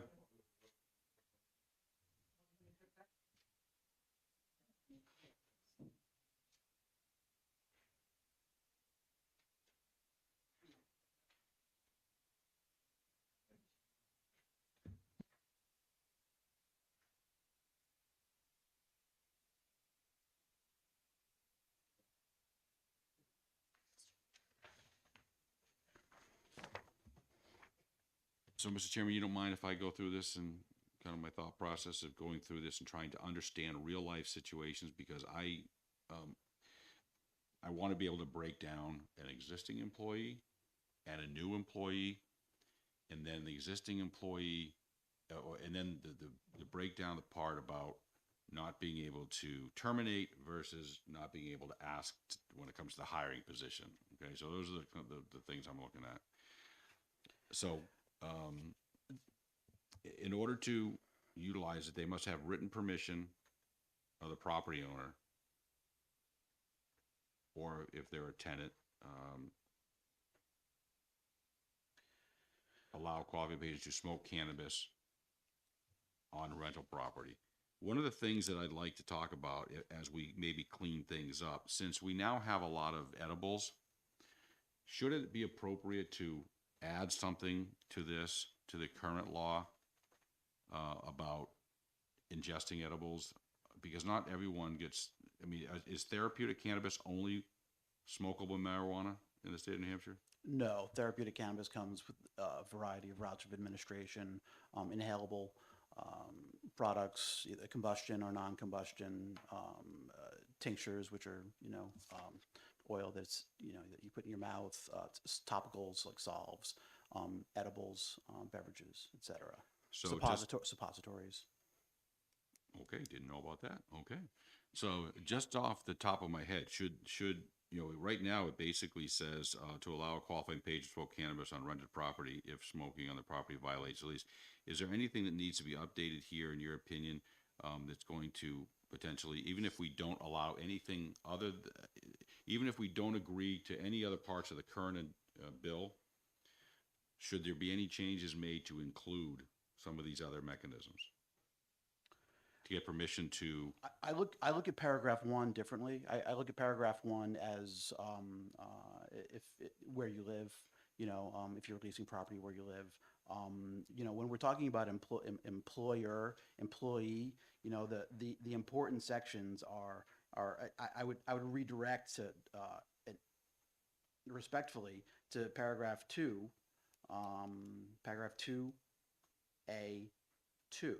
Nothing in this chapter shall exempt any person from arrest or prosecution for being under the influence of cannabis while in his or her place of employment without the written permission of the employer. okay, Period. okay. To me, that gives the employer absolute control or the ability to determine that an employee cannot be under the influence at the place of employment without the employer's written permission, regardless of impairment. Under the influence is not impairment. It is arguably a different standard. So all the case studies that I'm hearing from people who have concerns, to me, I don't hear how the employer is disadvantaged because under the proposed amendment, which says solely because there is a positive drug test. There has to be some other factor, at play, and an employer can come up with any number of factors. Like the example that you provided a couple weeks ago was my employee got into an accident, and then the company's policy is a mandatory drug test. Therapeutic cannabis patient comes back positive, as you would expect, but the positive drug test is not the only factor. The factor is he was in an accident. So the person gets fired due to being in an accident on a company vehicle on company time, and it's not an issue of the fact that he had a positive drug test. There's two factors: accident and a positive drug test. He can be terminated. And I'm not a labor attorney, and I'm not an arbitrator, and I'm not familiar with these cases. But to me, it seems fairly straightforward that there needs to be something else involved. And what this is a modest bill, in my opinion, that just says that in that case where a candidate for employment is determined to be the best possible candidate out of all candidates, and the offer is made, but you have to take a drug test and you come back positive and you're a therapeutic cannabis patient, yeah, you've already been determined to be the best possible candidate of all the candidates that applied. But yes, the bill would say you still have to hire them. But it doesn't mean that the employer needs to give that person permission to possess cannabis at the workplace, to be under the influence of cannabis at the workplace, and it certainly doesn't let them be impaired. Doesn't let them drive, doesn't let them operate heavy machinery, but that person has already been determined to be the best possible candidate. And when we have a drug test that just, yes, of course I'm going to fail that THC blood test because I'm a patient, that should not be the reason why. The bill proposes the idea that that should not be the sole factor for not hiring that person. Once that person is hired, the employer has any number of options in front of them to limit their use and to fire them if they do anything but solely have a positive drug test, which they will always have a positive drug test. There's got to be some other factor. So I don't, Representative Infantine, I don't mean to interrupt, but so or go off on a tangent, but so I look at 2A2, you can't be under the influence. Then you go under Roman 2D2, nothing in this chapter shall exempt a person from arrest or prosecution for the possession of cannabis in a place of employment without the written permission of the employer. So you can't use it while you're at work. You can't possess it while at work without the permission of your employer. And then if you go down to Roman 3C, nothing in this chapter shall be construed to require any accommodation of the therapeutic use of cannabis on the property or premises of any place of employment, along with other places. This chapter shall in no way limit an employer's ability to discipline an employee for ingesting cannabis in the workplace or for working while under the influence of cannabis. To me, this is a very modest bill, and it says that patients on using therapeutic cannabis, that that product should be treated like any other medication. There's no other medication that has the same standard as what's already in the law. No one is required to disclose their opiate use or their benzodiazepine use or any other medication that might impair them. If you're on the therapeutic cannabis program, you must disclose that if you're doing that. If you're engaging in that activity, taking your medicine while at work. So when we think about these examples that we started to go down the road on, and all the examples that have been imagined, I don't see this. I don't see anything that would limit an employer's ability to discipline an employee, because every other case that you've mentioned has another factor involved. All this bill does is say that pre-screening drug test or that pre-employment drug test, if you're a therapeutic cannabis patient and they've already been selected as the best candidate possible amongst all the people who've applied, you got to hire them because they're the best. And they have a medical condition, and their doctor has said using therapeutic cannabis is the best way to relieve that symptom. Only me. Representative. So I wasn't trying to provide testimony. I was here to answer. No, I'm sorry. No, it's good to have this open conversation, so you're fine. Representative Avellini. Thank you, Mr. Chairman. I know I'm not part of this committee, so I appreciate the indulgence. Using your example, Mr. Holt, if the prospective employee does not notify the employer that they are on the medical marijuana plan, and the employer says you come back positive, we're not going to hire you, and now all of a sudden you pull out your card, is that actionable against the employer? If I were a therapeutic cannabis patient and I was very interested in having that job, and this law was, this bill passes and it's law, it would be in my interest to disclose that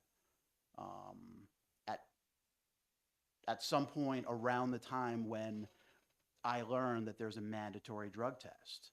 By the way, I will come back positive for THC because I'm a therapeutic cannabis patient. Is it actionable? I mean, these are legal terms that, and I'm not an attorney.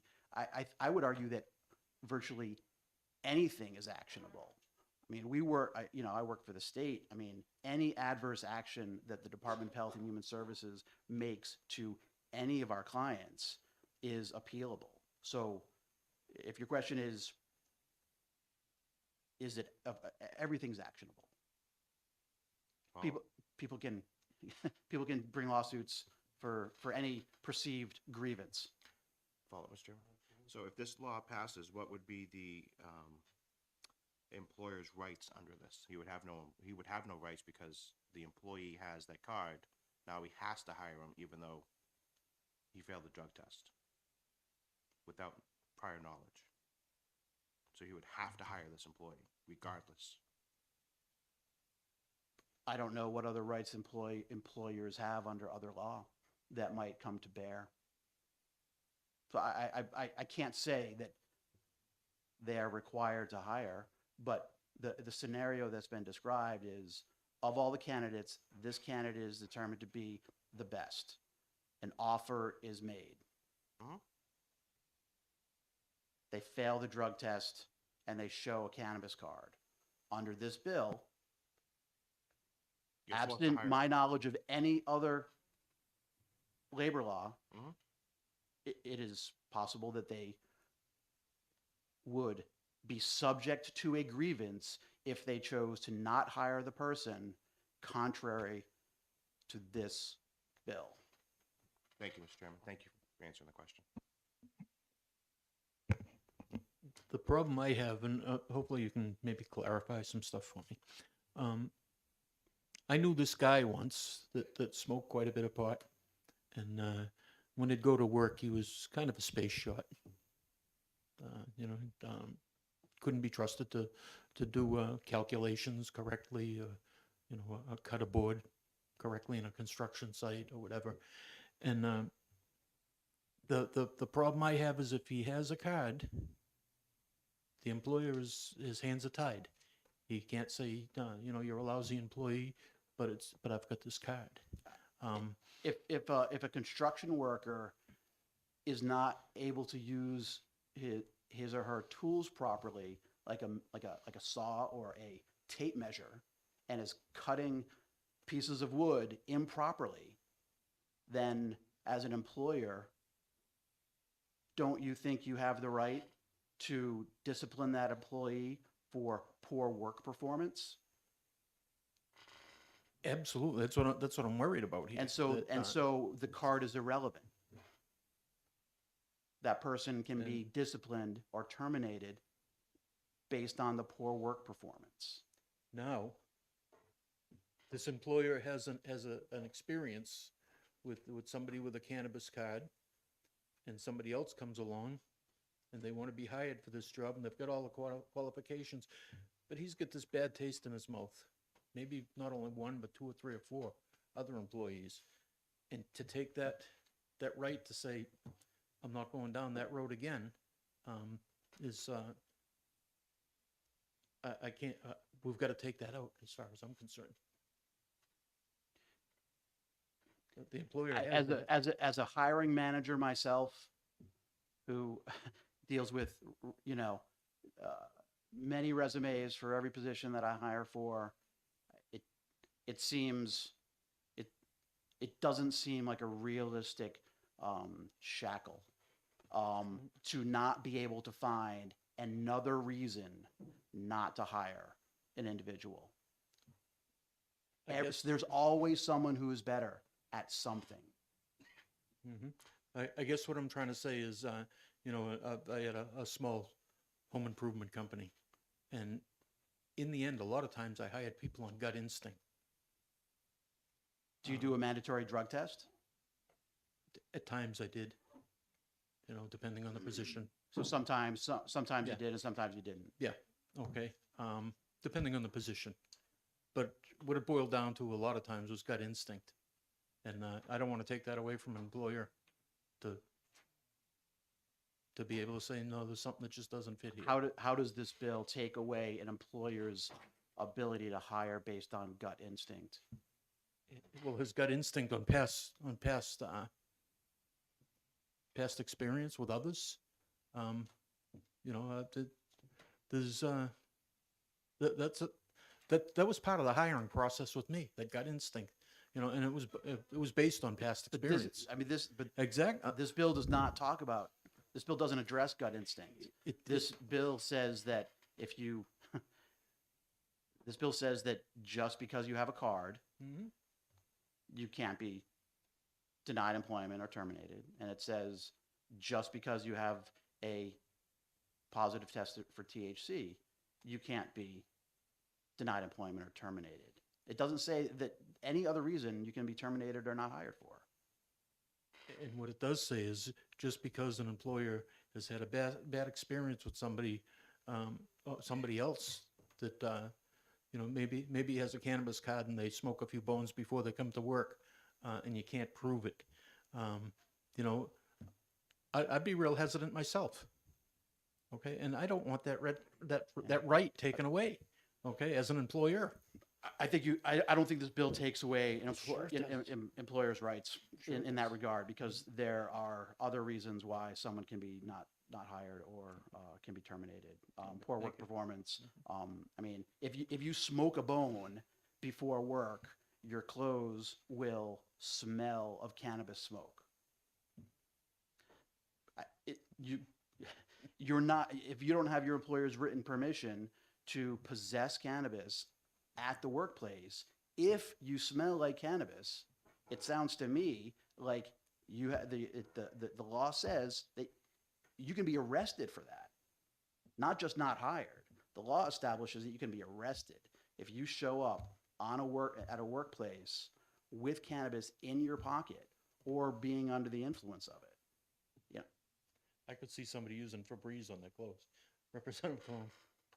All right, so I'm going to move away a little bit from that conversation.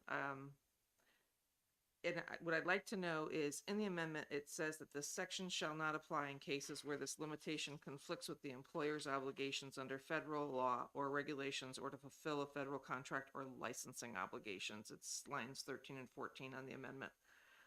Do we have a list of what those positions are or employers are that would qualify under that? And giving this licensing obligation piece with the changes that the governor is proposing in our state licensure, how is that going to be affected? I guess I would like to learn a little bit more about that.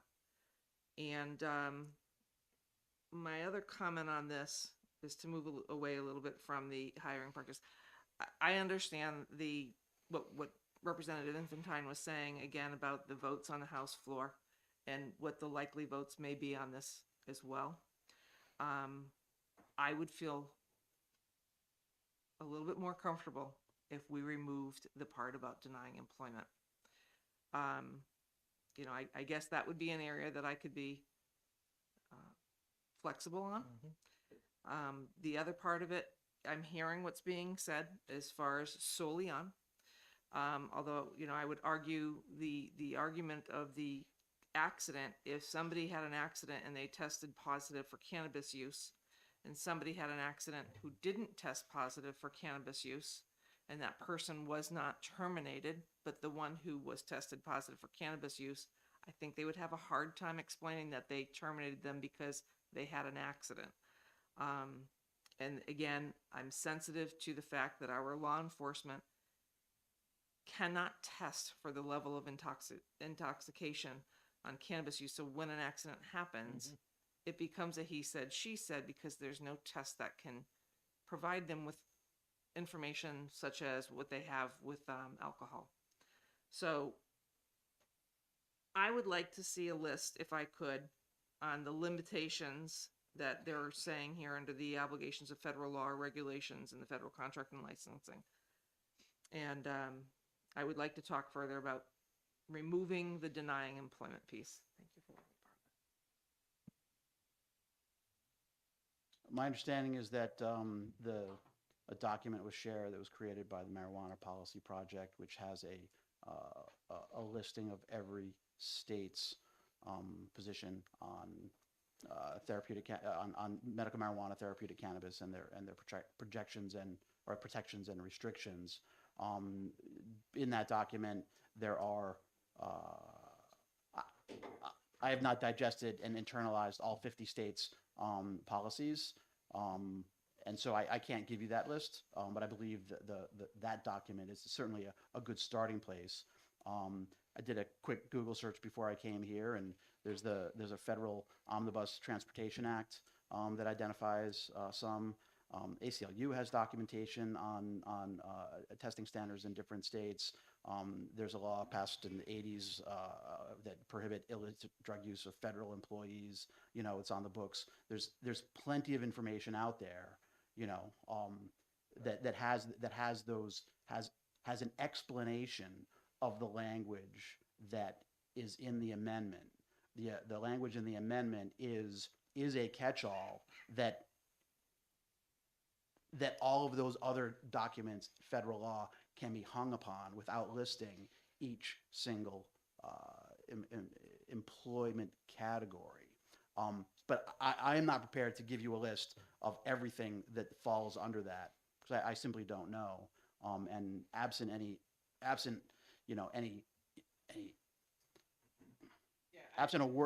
like a commitment to like this, if we come up with a list, this will be palatable to move forward. I mean, it's hard to dedicate that kind of time as someone who's as a department employee where the department doesn't have a position on this bill. I'm sorry, I think you misunderstood. I wasn't necessarily asking it from you. I was asking it more from our study. So if it has to go to our research, and if that does end up with you, then I understand what you're saying. So I apologize for that.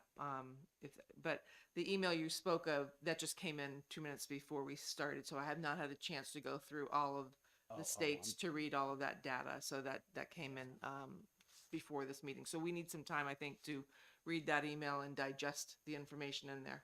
Can an employer not hire someone if the mandatory drug test, pre-employment drug test comes back positive for opiates, and those opiates are being prescribed by a doctor?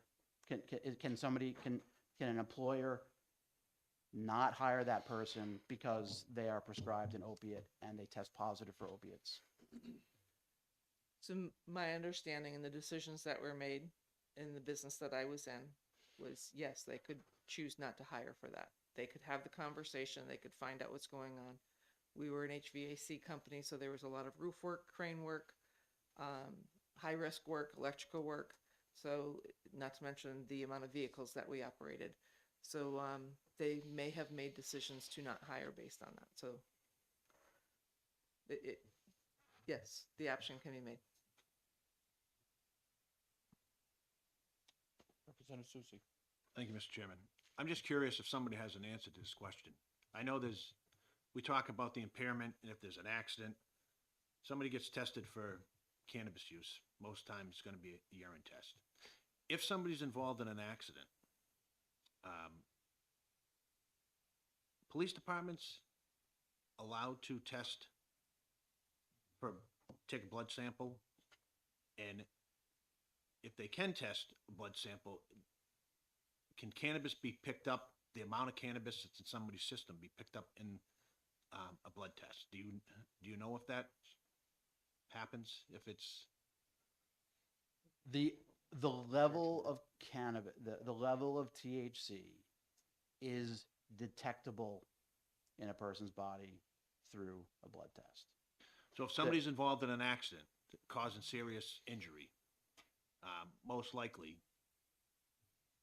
I shouldn't say most likely, it's possible that a blood test could be done to see how much THC is in that person's system. Absolutely. That, as we know, the difficult part with that is that the level of THC in someone's blood is not necessarily indicative of impairment like a level of alcohol in the blood is. And so we have chronic users who are using every night, every day, never doing it during the day. They will not be impaired, but their blood will come back with a very high level.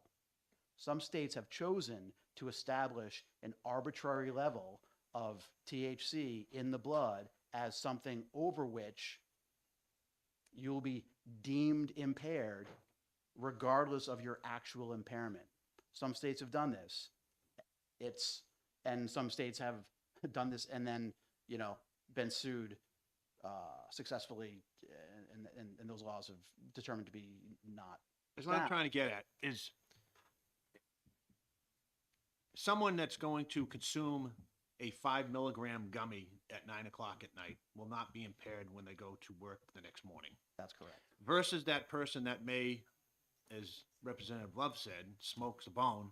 If they smoke the entire joint, that could be anywhere from, let's say, 20% THC to 26%, possibly even 30% THC at 9 o'clock at night. They consume that entire joint.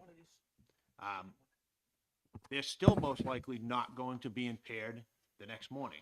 8 hours later, they will not be impaired. They'll have a positive test based upon the fact that it's going to stay in your system a lot longer. In both those cases, And I think that's part of what I'm hearing here is, we're worried about the impairment. Again, I truly believe that the people that are on the therapeutic cannabis that are looking for employment are not going to be your people that are really going out and going to smoke that marijuana that has 26% THC and expect somebody at work not to notice that.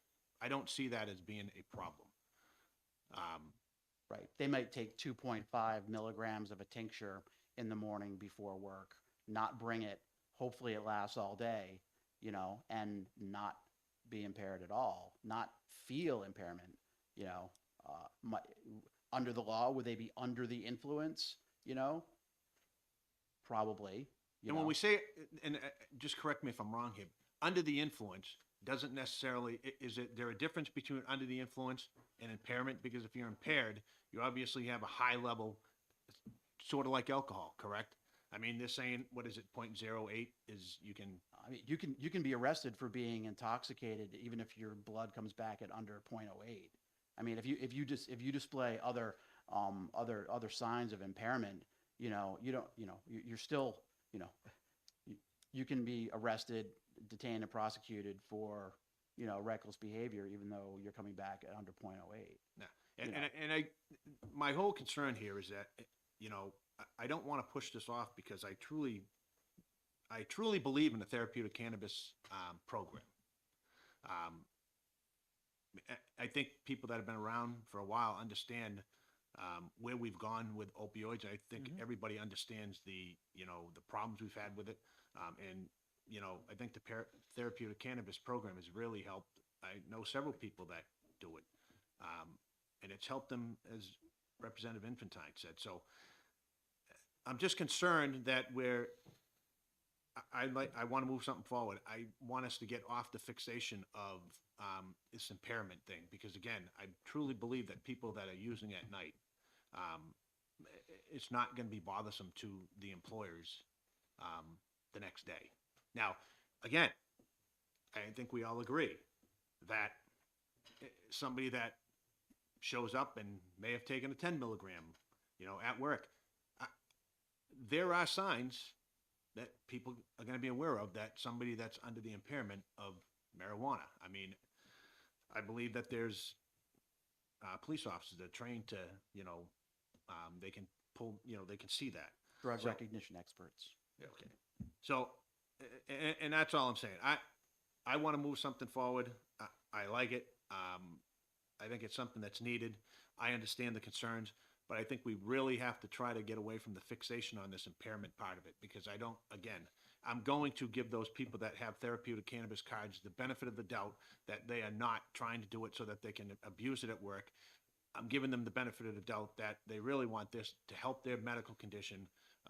They do it at night. Not everybody's going to do that. I understand that. We're not, and we can't safeguard everybody. But I truly believe that the majority of these people look at it as something that, is helping them. And I think it's something that we should move forward. So with that, Mr. Chairman, thank you for indulging me. Thank you, Representative. One thing I would like to bring up, when the debates were going on, was last week with the legalizing marijuana, I believe it was Representative Roy, testified about, the law enforcement and his committee, how they said there is no way of telling whether they're, smoked a joint last night or whether that they're higher than a Georgia pine right now. There's no therapeutic, not therapeutic, no, it's no medical proof that, so, we've got a problem there. If somehow they ever came up with a test that works, it'd be, the answer to all of this. Now, and I'll just say that, and I think we have to trust people. When something like this is in place, I think it's in place. I think the program's in place for a reason. And again, I'll keep reiterating, I truly don't believe that, and I'm not speaking for everybody, but I truly believe that the majority of these people are not abusing, and I understand, like, we've talked about this, we can say it 1,000 times, that yes, absolutely, they're gonna fail a drug test, there's no doubt about it, but it doesn't mean they're abusing, the program at all. Thank you. If I might, I might just remind the subcommittee that New Hampshire does have case law. That information was shared with all of you as well. That establishes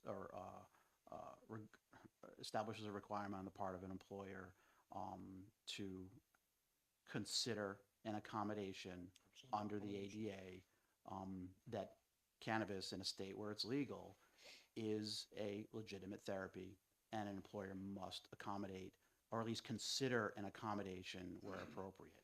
So we already have case law, that protects people. The point of this bill is to allow individuals who are on the program to not have to sue their employer or potential employer at great cost to them for the protection that the courts have already given them, and to force their employers to take this seriously, that it is legal in the state. It's a medication authorized by a medical provider, like any other medication. Case law says employers have to consider that. But the only recourse for patients based on an adverse decision is taking them to court.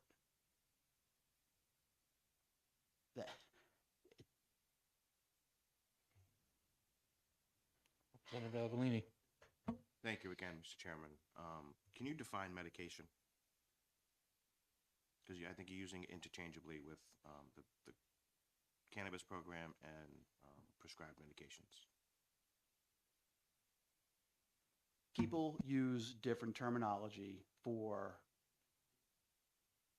cannabis as a medication or as a therapy. The therapeutic cannabis law does not use it is intentionally not medical marijuana. There is no prescription like for other medications. And the reason for these policy choices that the New Hampshire legislature made is because it's federally illegal and a Schedule I substance cannot be prescribed. However, it is used like a medication. The point of this of this law is to relieve symptoms of certain medical conditions that that a patient has been diagnosed with. So it is what we say in the department when we talk about this program to people. We call this an alternative therapy. This is therapeutic cannabis. It's not a prescription. It's not a medication because it cannot be a medication. But it is used like a medication. I pointed out a provision of law, I think at the last session, that said that the use of therapeutic cannabis with regard to medical care shall be considered the equivalent of a prescribed medication. I think that's on 126X:2 Roman 7. Qualifying patients' authorized use of cannabis in accordance with this chapter shall be considered to be the equivalent of the authorized use of any other medication used at the direction of a provider and shall not constitute use of an illicit substance. So I'm not gonna define what a medication is. If that is defined in law, so be it. But I think my answer talks about, the answer talks in that space.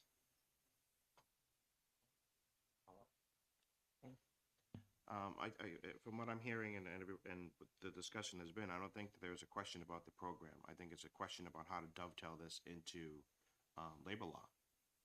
And sometimes we ask a lot of questions to make sure that we have the right answers. When regular people read this and say, how come I can't do this, or why are you not allowing us to do this? We want to be able to have those answers and or make this clear enough that there's no ambiguity and ambiguous language that the department would now have to clarify based upon what this law says.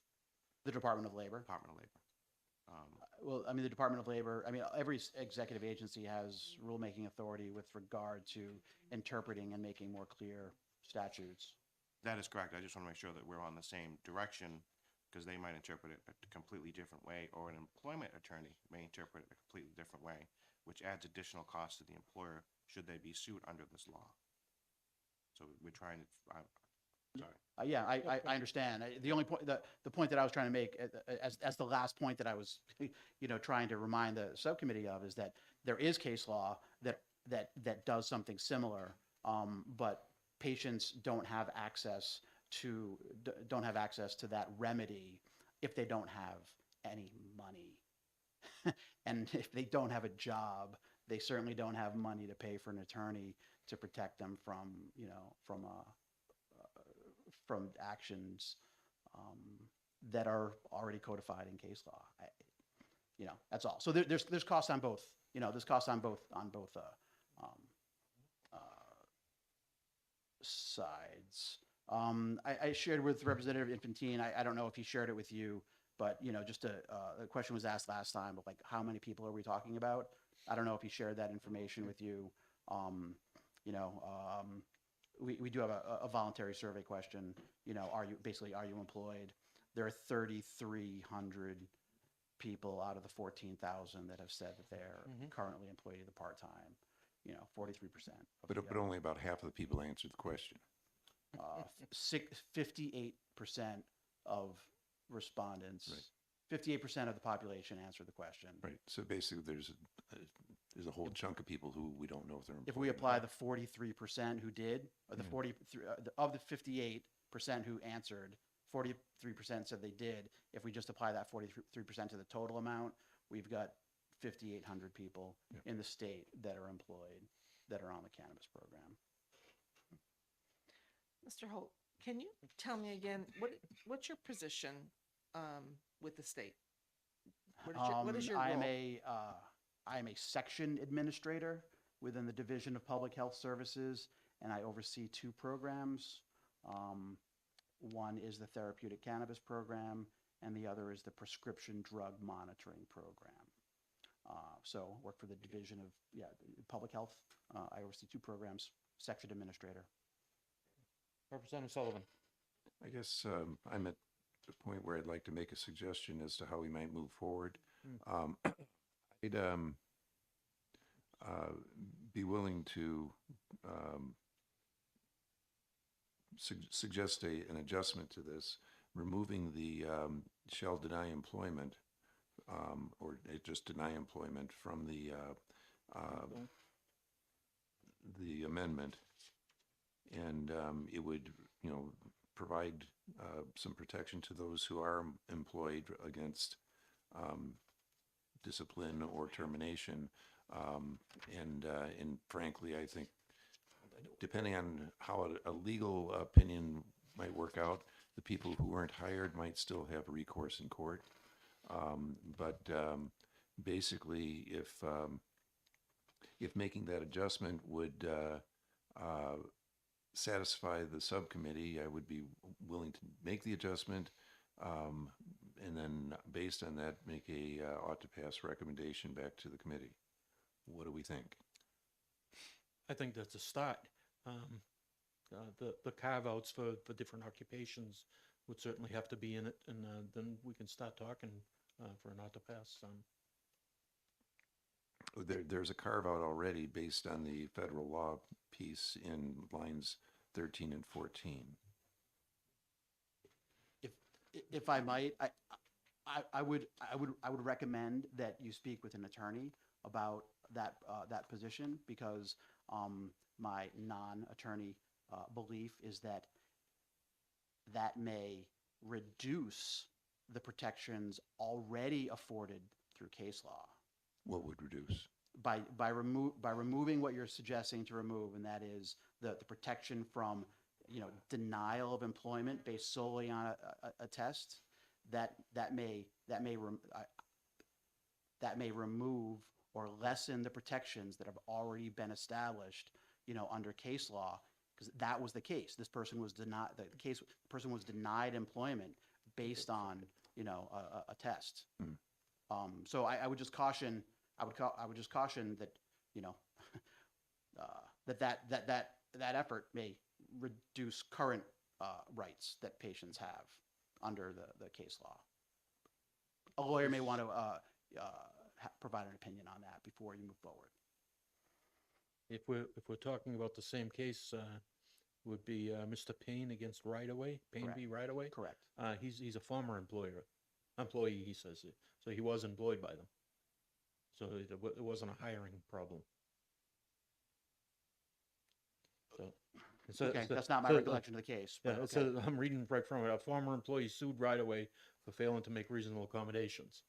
Okay, so he was wasn't he was denied already employment? employed by them. I apologize then. I guess I'd either make a suggestion that we take a look at what occupations we should carve out of this. There are federal protections for truck drivers and what have you. There's other things that construction type things that we should be taking out of this. But and there'll be a lot of occupations that will fit under it. But I don't know if we want to go with any individual occupations or just a blanket statement. Any occupation that may involve the health and safety of others. And I think the advice we got at the outset was that type of language was too broad, too vague, and would not work particularly well, because you could suggest that any employment might be in that category. That's why initially they said, don't use this, don't use the language we suggested. So I'd like to suggest that we have one more meeting on this to discuss it. Give us time to look over this email that came in this morning. Give me a little bit more time to look at the exclusions. I still have issue with bus drivers, so and how it relates to schools. Schools are drug-free zones, so I want to kind of bring that piece into my head as an employer. Are they part of the excluded process, or the bus drivers part of the excluded process? But I guess the question there would be, do they have a CDL license? I think I think a bus driver does it. in which case they are. So they're part of that. there are, So Hand- I would like one more meeting. with Yeah. Denise on this. yeah, there are the handicap vans that, they have for the school kids. You just need a regular driver's license for that. Yeah. You know, so six- it's not a 116, CDL. So 116, mhm, yeah. 116. So, but, maybe all of us go home and write out a list of carve-outs and present them. And, we'll do another meeting like, I know the chairman's intention is to exec this on the 16th. So anything we do needs to take that into consideration. So we would need to have our work finished by Wednesday the 8th, by 3 o'clock, so that it can go into the calendar as an exec. I'm just, What's the real financial note on this? I mean, why is this hitting the FN. Yeah. the fiscal committee?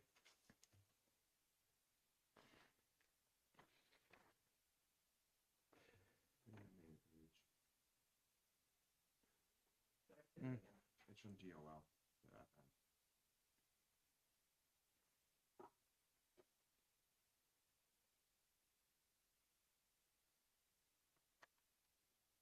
That's fine. I can meet before next Wednesday. I don't know about the others, but I know I'd like to hear what Representative Evan has for question.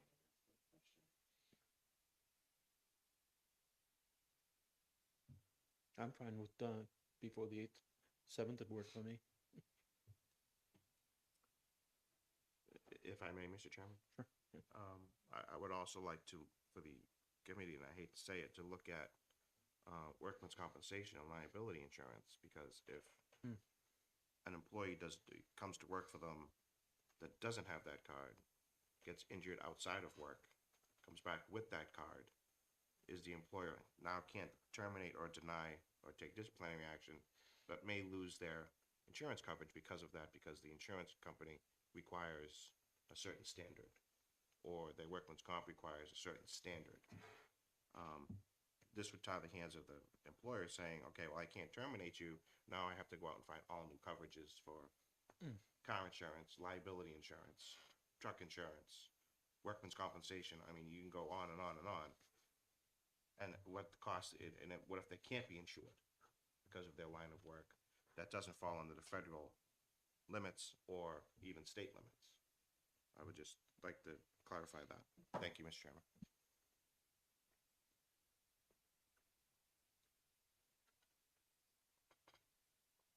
You know, with all the things that, you know, we brought up, whether it's be, carve-outs or insurance and liability, and, I'd entertain a motion to retain. This bill just needs way too much work.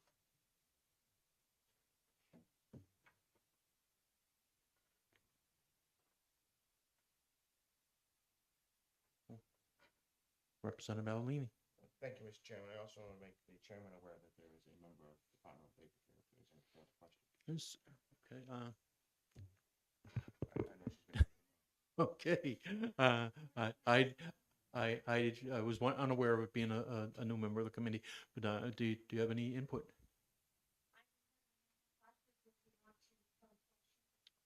Okay, I imagine there might be a few. Sorry. And my cell phone just had the bill on it. While I'm looking at it. Okay, do we have any extra? do copies you also of it? have the amended version? No, I don't, and that was actually gonna be a question of mine. Do you have an extra one? Tell you what, I'll lend you mine. Okay. Okay, maybe. Tim, he's got one.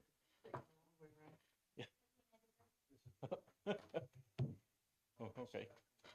Is that-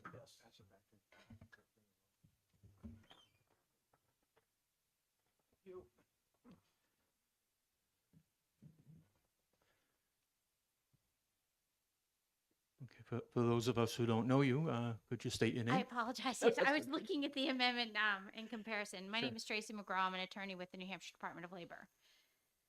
So there is a bit of a change where you have on Roman numeral 1, and that was going to be my question, because on the original bill it said solely because the individual is a qualified patient of the New Hampshire Therapeutic Cannabis Program under RSA 126X, and that was the key to me, because that would require both of those elements to be met in order to talk about hiring, firing processes. So that was definitely altered in here. So I just want to take a look if it's okay with. Certainly.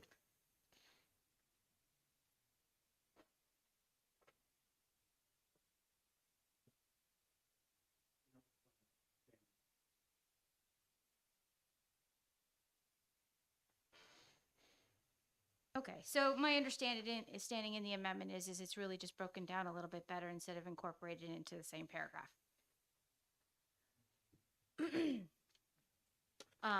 So that took care of one of my questions. So what can I help with? I guess, the idea of having carve-outs,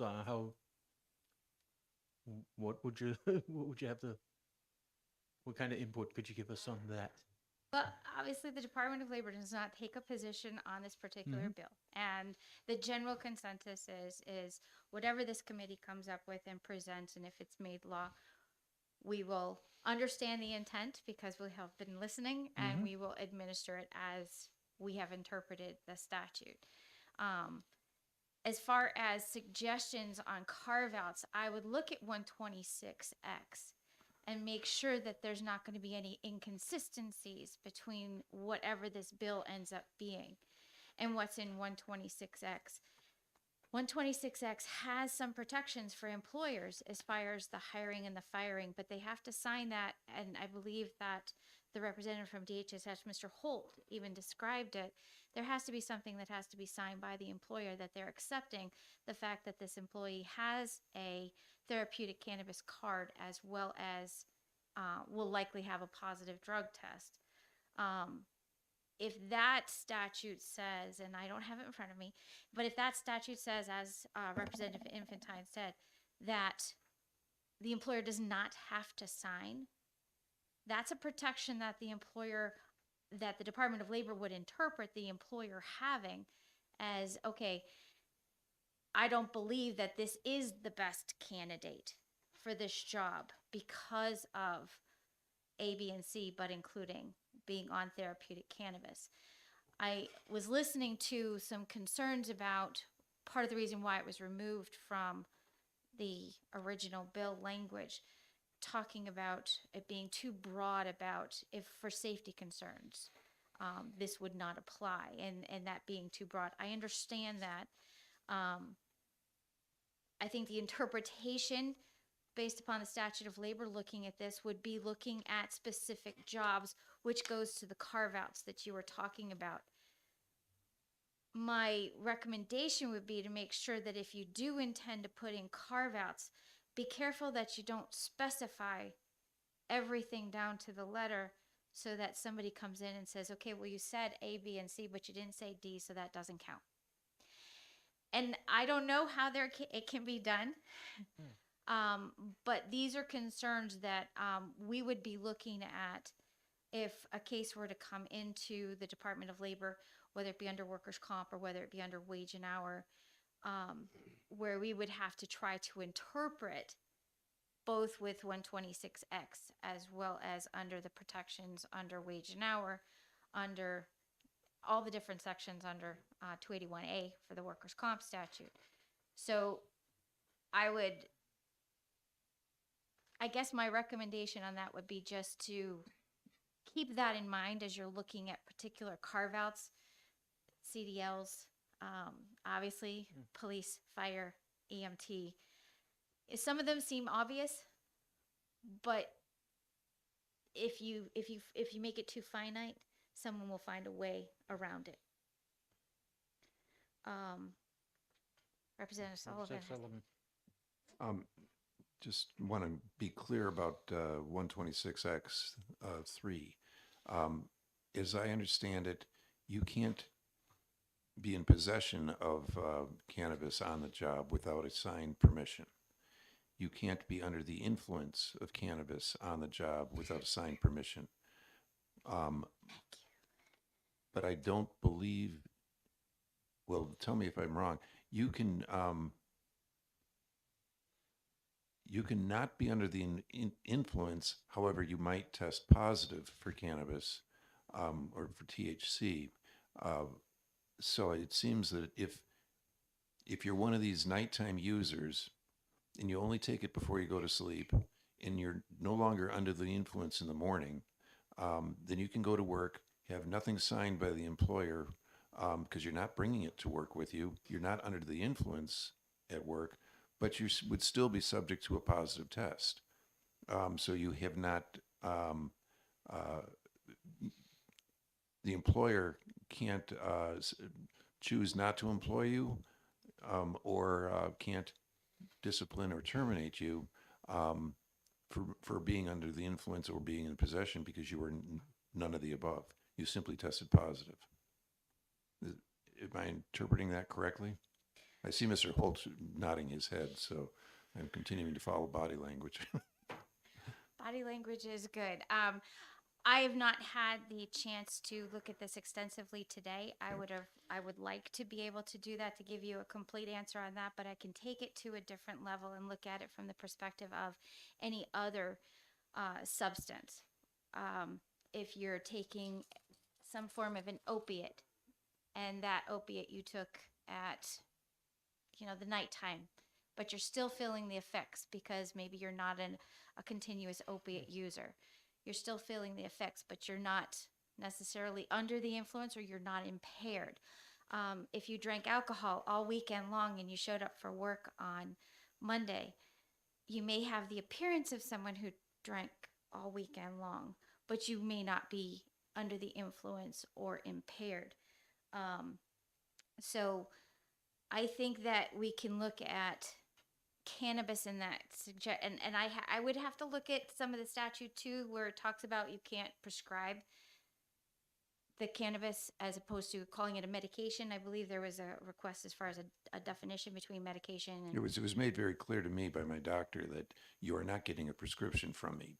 You are simply getting, I'm going to fill out the form to allow you to have the card. And that's the last interaction you have with the doctor. They simply, give you the authorization to get the card. But I guess I understood from Mr. Holt that there's a difference between impairment and being under the influence. Impairment is, as we've discussed, somewhat difficult to track, but not impossible. I would say being under the influence is probably thoroughly impossible to detect because you've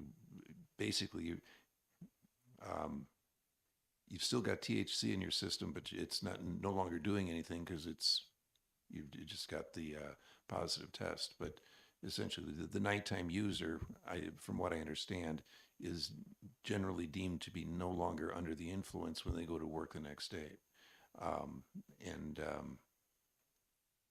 So I guess I was just trying to clarify, and maybe I need to give you a chance to review, but it seems like a card holder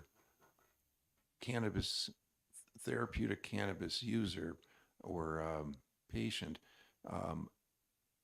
can get nothing, can carry on with their life without having their employer sign anything because they're neither under the influence nor in the possession of cannabis on the job.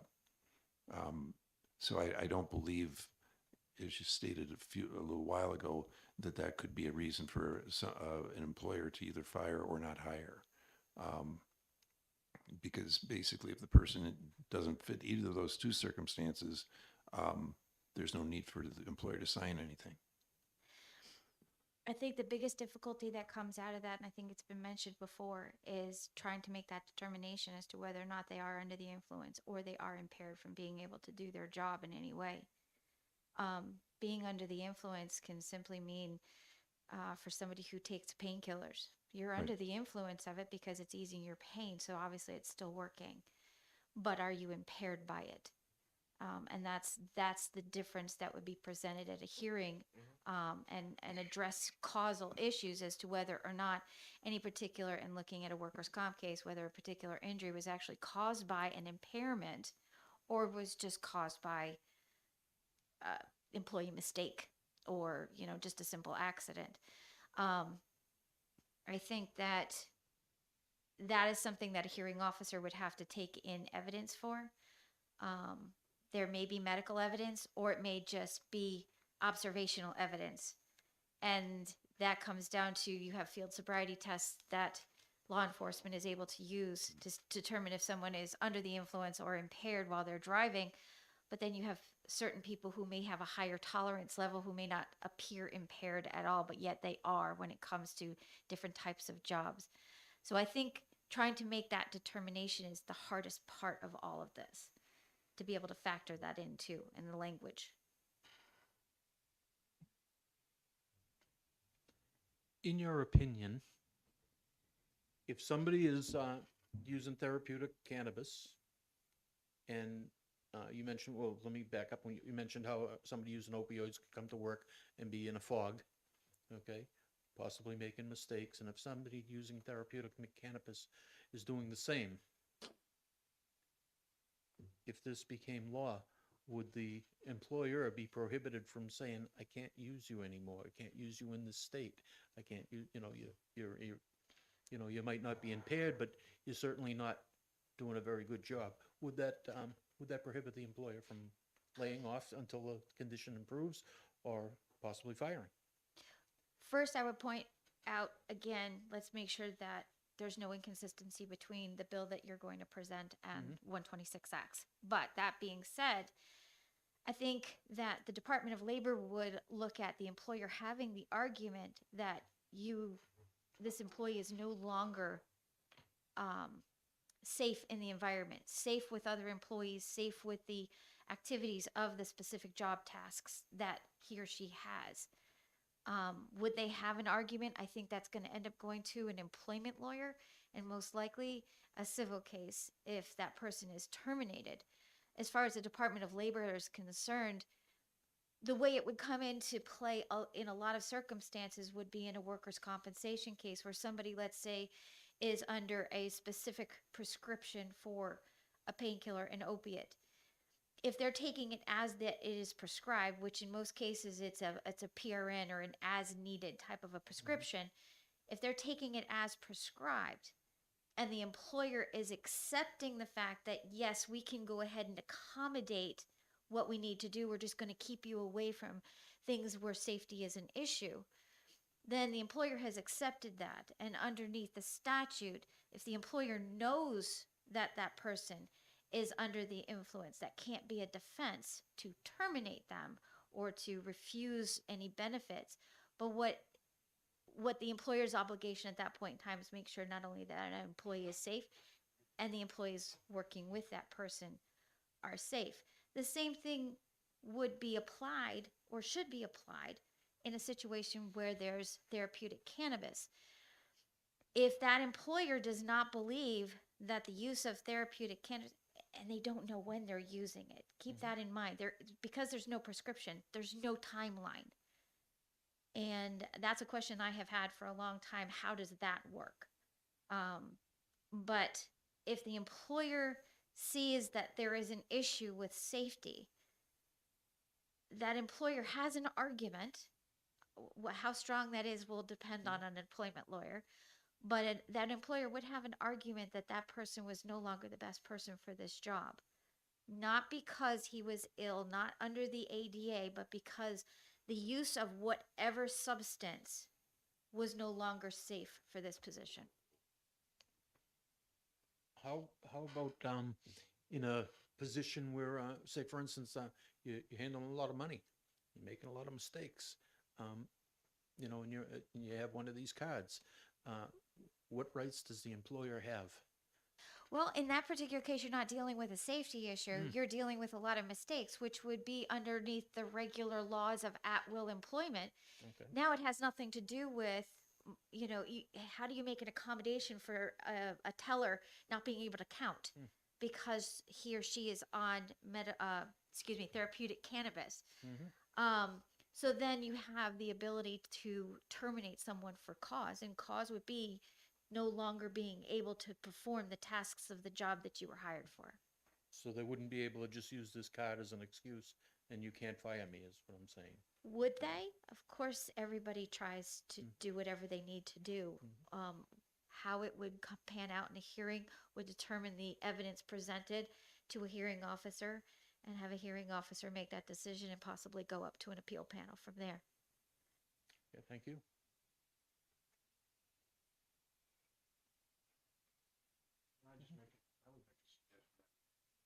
Probably have another meeting. I know you have I heard your motion, or you looking to retain, but I would say that maybe we meet one more time before we make the motion. I mean, I know next week I believe we have house session. So we meet on either Monday or Tuesday, and if we can't come to any consensus, I would recommend that, we move forward with something then.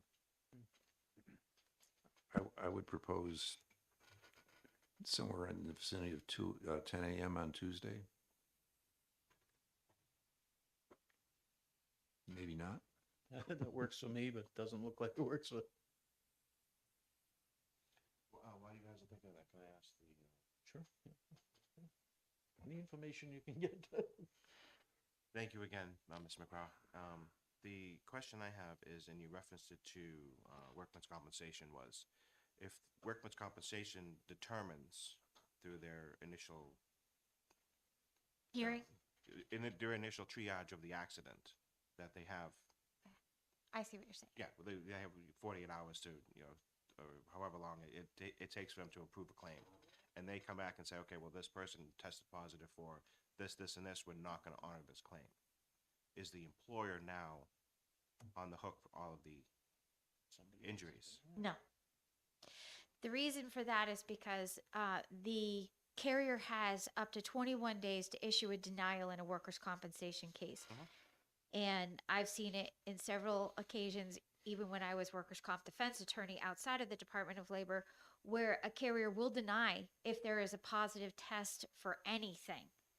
It doesn't matter if it's an illicit drug or if it's a prescribed drug, they'll deny it. The primary basis is usually because the assumption is that impaired them from doing their job, and they didn't let their employer know, or their employer wasn't given an option to not allow them to do that job. So they have up to 21 days to issue a denial.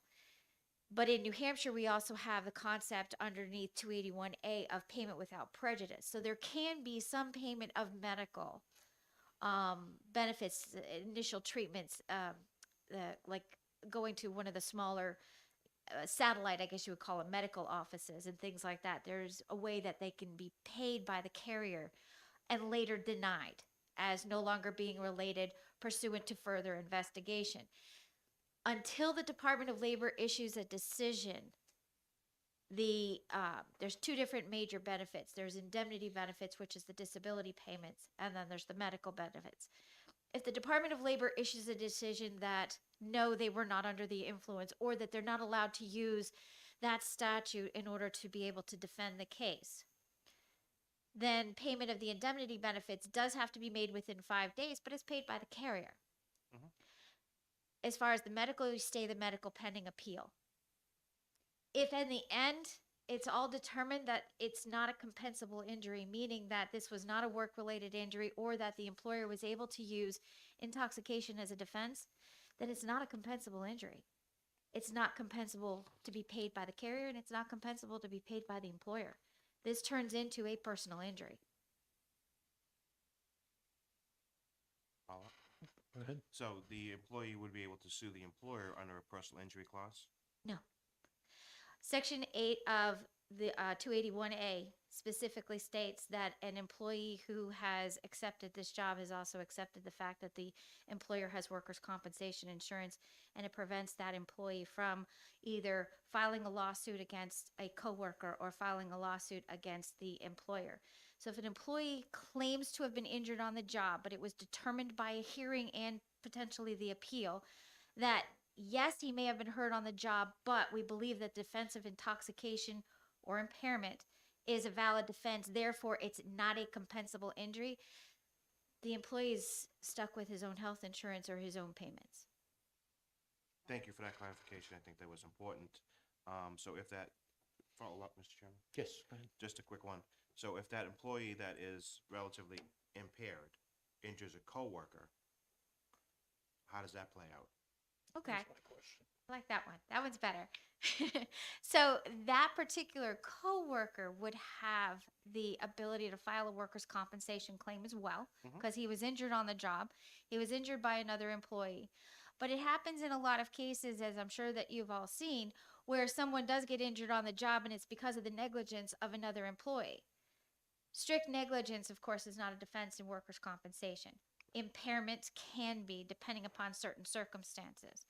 If that coworker was injured, I think the Department of Labor would be looking at the fact that the coworker was that person impaired.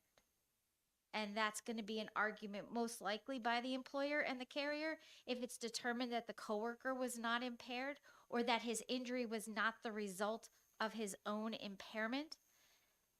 Compensability would likely be found for the coworker. Did that answer your question? It did, but if the person that caused the accident was impaired or under the influence, would that play into workman's compensation as well as the cause for the accident?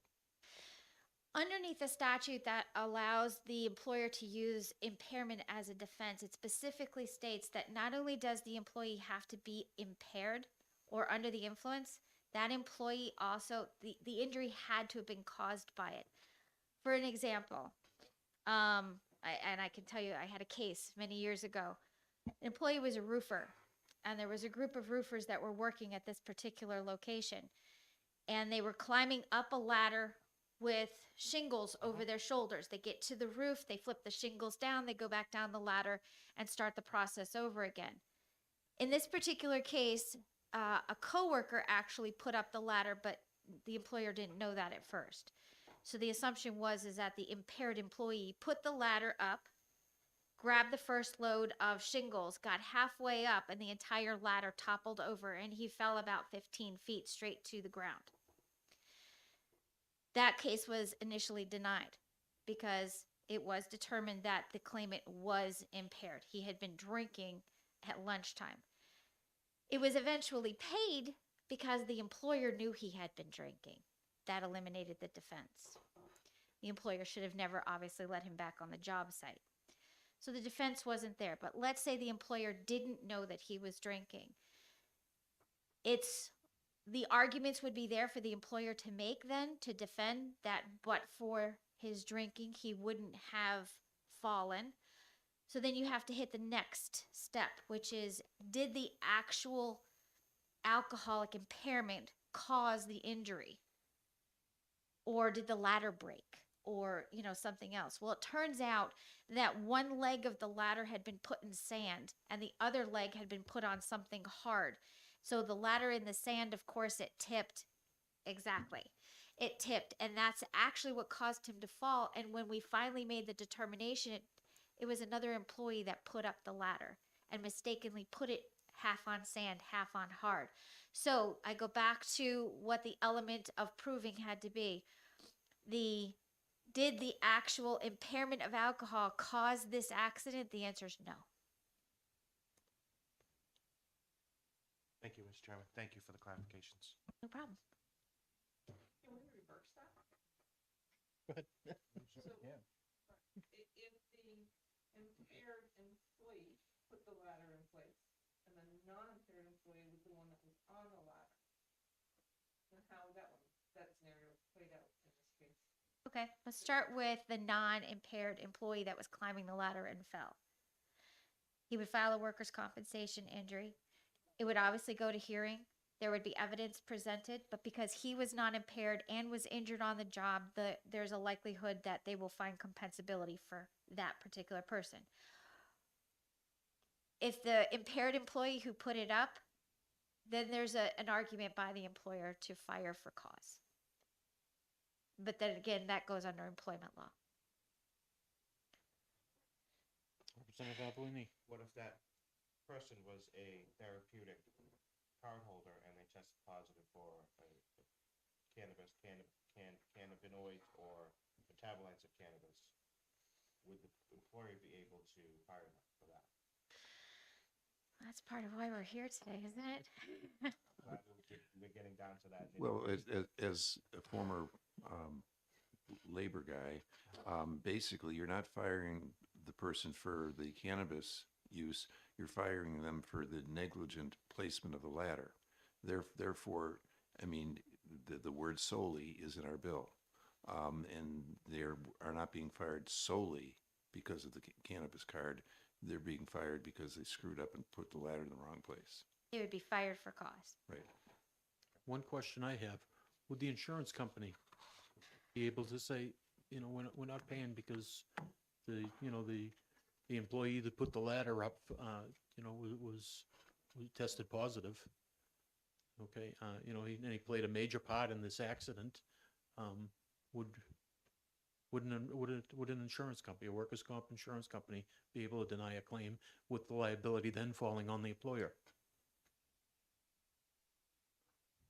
I have to start by prefacing that we do not handle the insurance coverage aspects. I think that's a very good question to ask the Department of Insurance to provide input.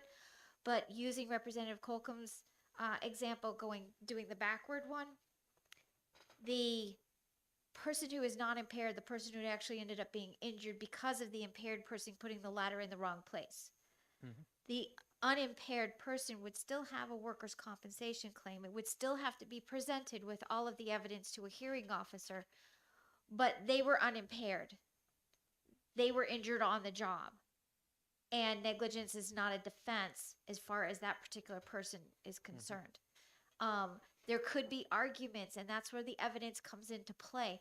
Can't give a black and white answer to these, but there could be evidence that comes in that the person who was climbing the ladder may not have been impaired, but he knew the other person was.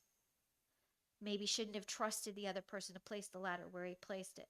That could be an argument that comes in. How it's determined from that point, though, will determine on what the hearing officer hears and application to the current law. Yeah, I can see an insurance company coming in and saying the employer knew of this medical therapeutic cannabis card, okay, and he still employed them, and this accident happened, and this guy tested positive, and I can see an insurance company using that as a defense to not pay. Keep in mind one thing. I can't remember if it was in 22 or 21. A new case came out of the Supreme Court, and this one is Appeal of Panagio. And prior to that, the law in New Hampshire is, and I think it still is, I don't think it's been changed yet by the legislature. The law was that health insurance carriers were not required to pay for medical marijuana. And this is a little off topic, but it does come back to the center. They were not required to pay for medical marijuana or therapeutic cannabis.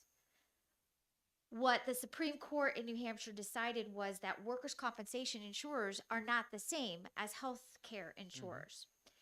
And so the crux of the decision is that if ordered, and that leaves open a whole door of how that works, but if ordered, the workers' compensation carrier would be required to pay if it was ordered by a reputable doctor and was causally, medically necessary for the particular condition that the person has.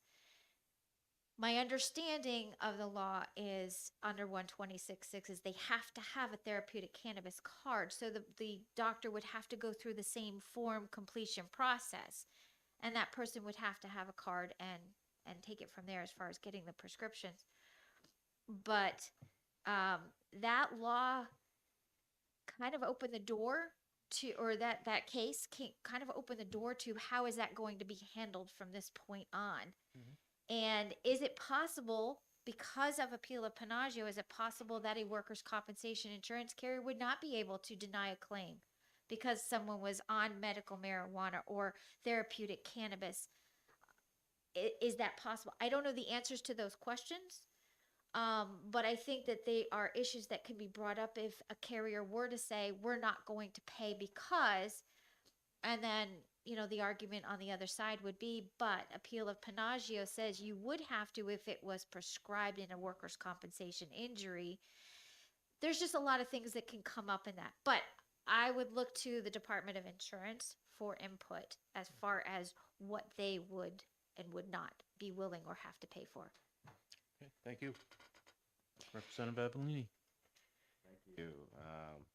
So through workman's compensation, if the prescribing, not a prescription, if the doctor recommends that program for them to get off opioids, workman's compensation would pay anyways, because it's a reason to get them back to work, or are you talking about denying coverage? I think we're looking in two different directions. Yes, I think we are. So, if it was a workers' compensation injury, if the person, and this happens with severe long-term chronic injuries where the person is just in constant pain, they've been on opiates for a very long time. We obviously went through a period of time several years ago where we were trying to reduce the use of opiates. In a situation like that, a doctor may recommend the therapeutic cannabis program. Again, we're starting out with a workers' comp injury. Let's start with that avenue first. So they go through the process, the application process, they get their card. After appeal of Panagio, the workers' compensation carrier would still have the ability to deny under it was either not causally related, not reasonable, or not medically necessary. They go to a hearing, it's determined by the Department of Labor that it meets all three criteria, and it has to meet all three criteria. Also, that the prescribing or the recommending physician is a legitimate physician, and that's a concern with the internet. But then you have the appeal process. In the end, if it's determined that it was causally related to the workers' compensation injury, medically necessary, and reasonable, and the department made that determination, that would be an order for the workers' compensation carrier to pay for it. And they would have to pay for it. Just one quick follow-up. Can the, having worked on workman's compensation, as you can tell, could the carriers now decide, put in a caveat saying we're not going to insure for this type of injury? Could they do that down the road if this happens to pass, and they know there's going to be people that could be impaired working under this classification? When you're saying this type of injury, you're talking about the type of injury that may have been caused by the use of therapeutic cannabis? Correct. I think that's going to open the door to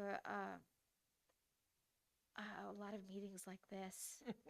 I really do. And the reason is, from the Department of Labor standpoint, is we'll get a case in like that, and we have to be able to look at the evidence, and that's what our hearing officers do. So there would have to be a hearing at least to show that the therapeutic cannabis was the cause for them to be able to then turn around and say, okay, well, under our policy, we don't have to pay. But I think that that probably breaks it into a whole new hearing, usually with the Department of Insurance, which is, I'm going to say it again, I really do believe that you would need to get the Department of Insurance involved to make those types of determinations. I think it's a Pandora's box. And just one final follow-up. I know everybody wants to go.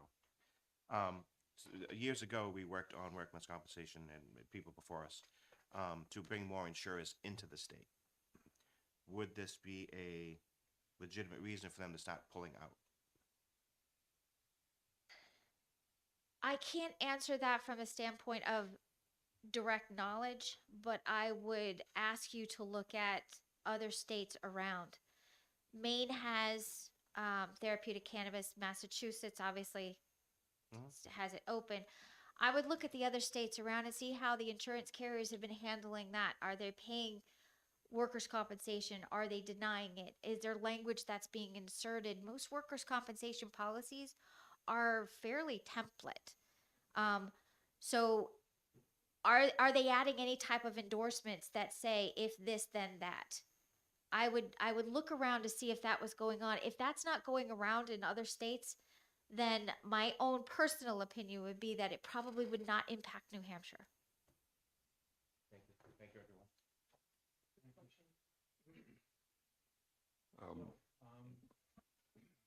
Getting back to meeting again. I suggested 10, I think, you suggested 9, and I've got a 8:45 meeting, so. So how about one On Tuesday? on Tuesday? Yep. 1 or 2? That'll work for me. That's good for you. 2's great, because I can get out early, but I'm Two's not part of great. your committee. But, yeah, 1 or 2 is fine with me on Tuesday. Let's do 1 o'clock. 1 o'clock on Tuesday, sounds like a plan. And I want to thank the members and the chairman for allowing these donations. Yeah. Let's carry on with what we're doing, because otherwise, people come and go on.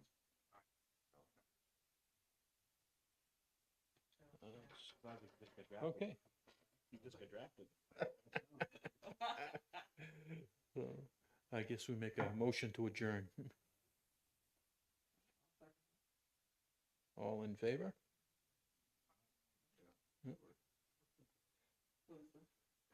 Yeah, we close this meeting.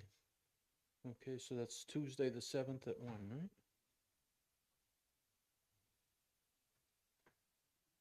Did I have that right? Tuesday the 7th at 1.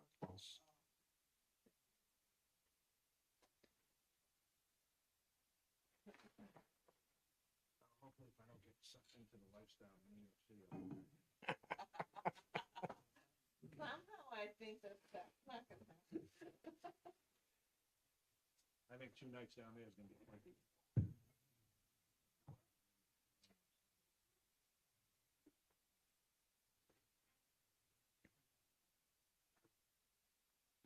Yeah, I haven't been to New York City in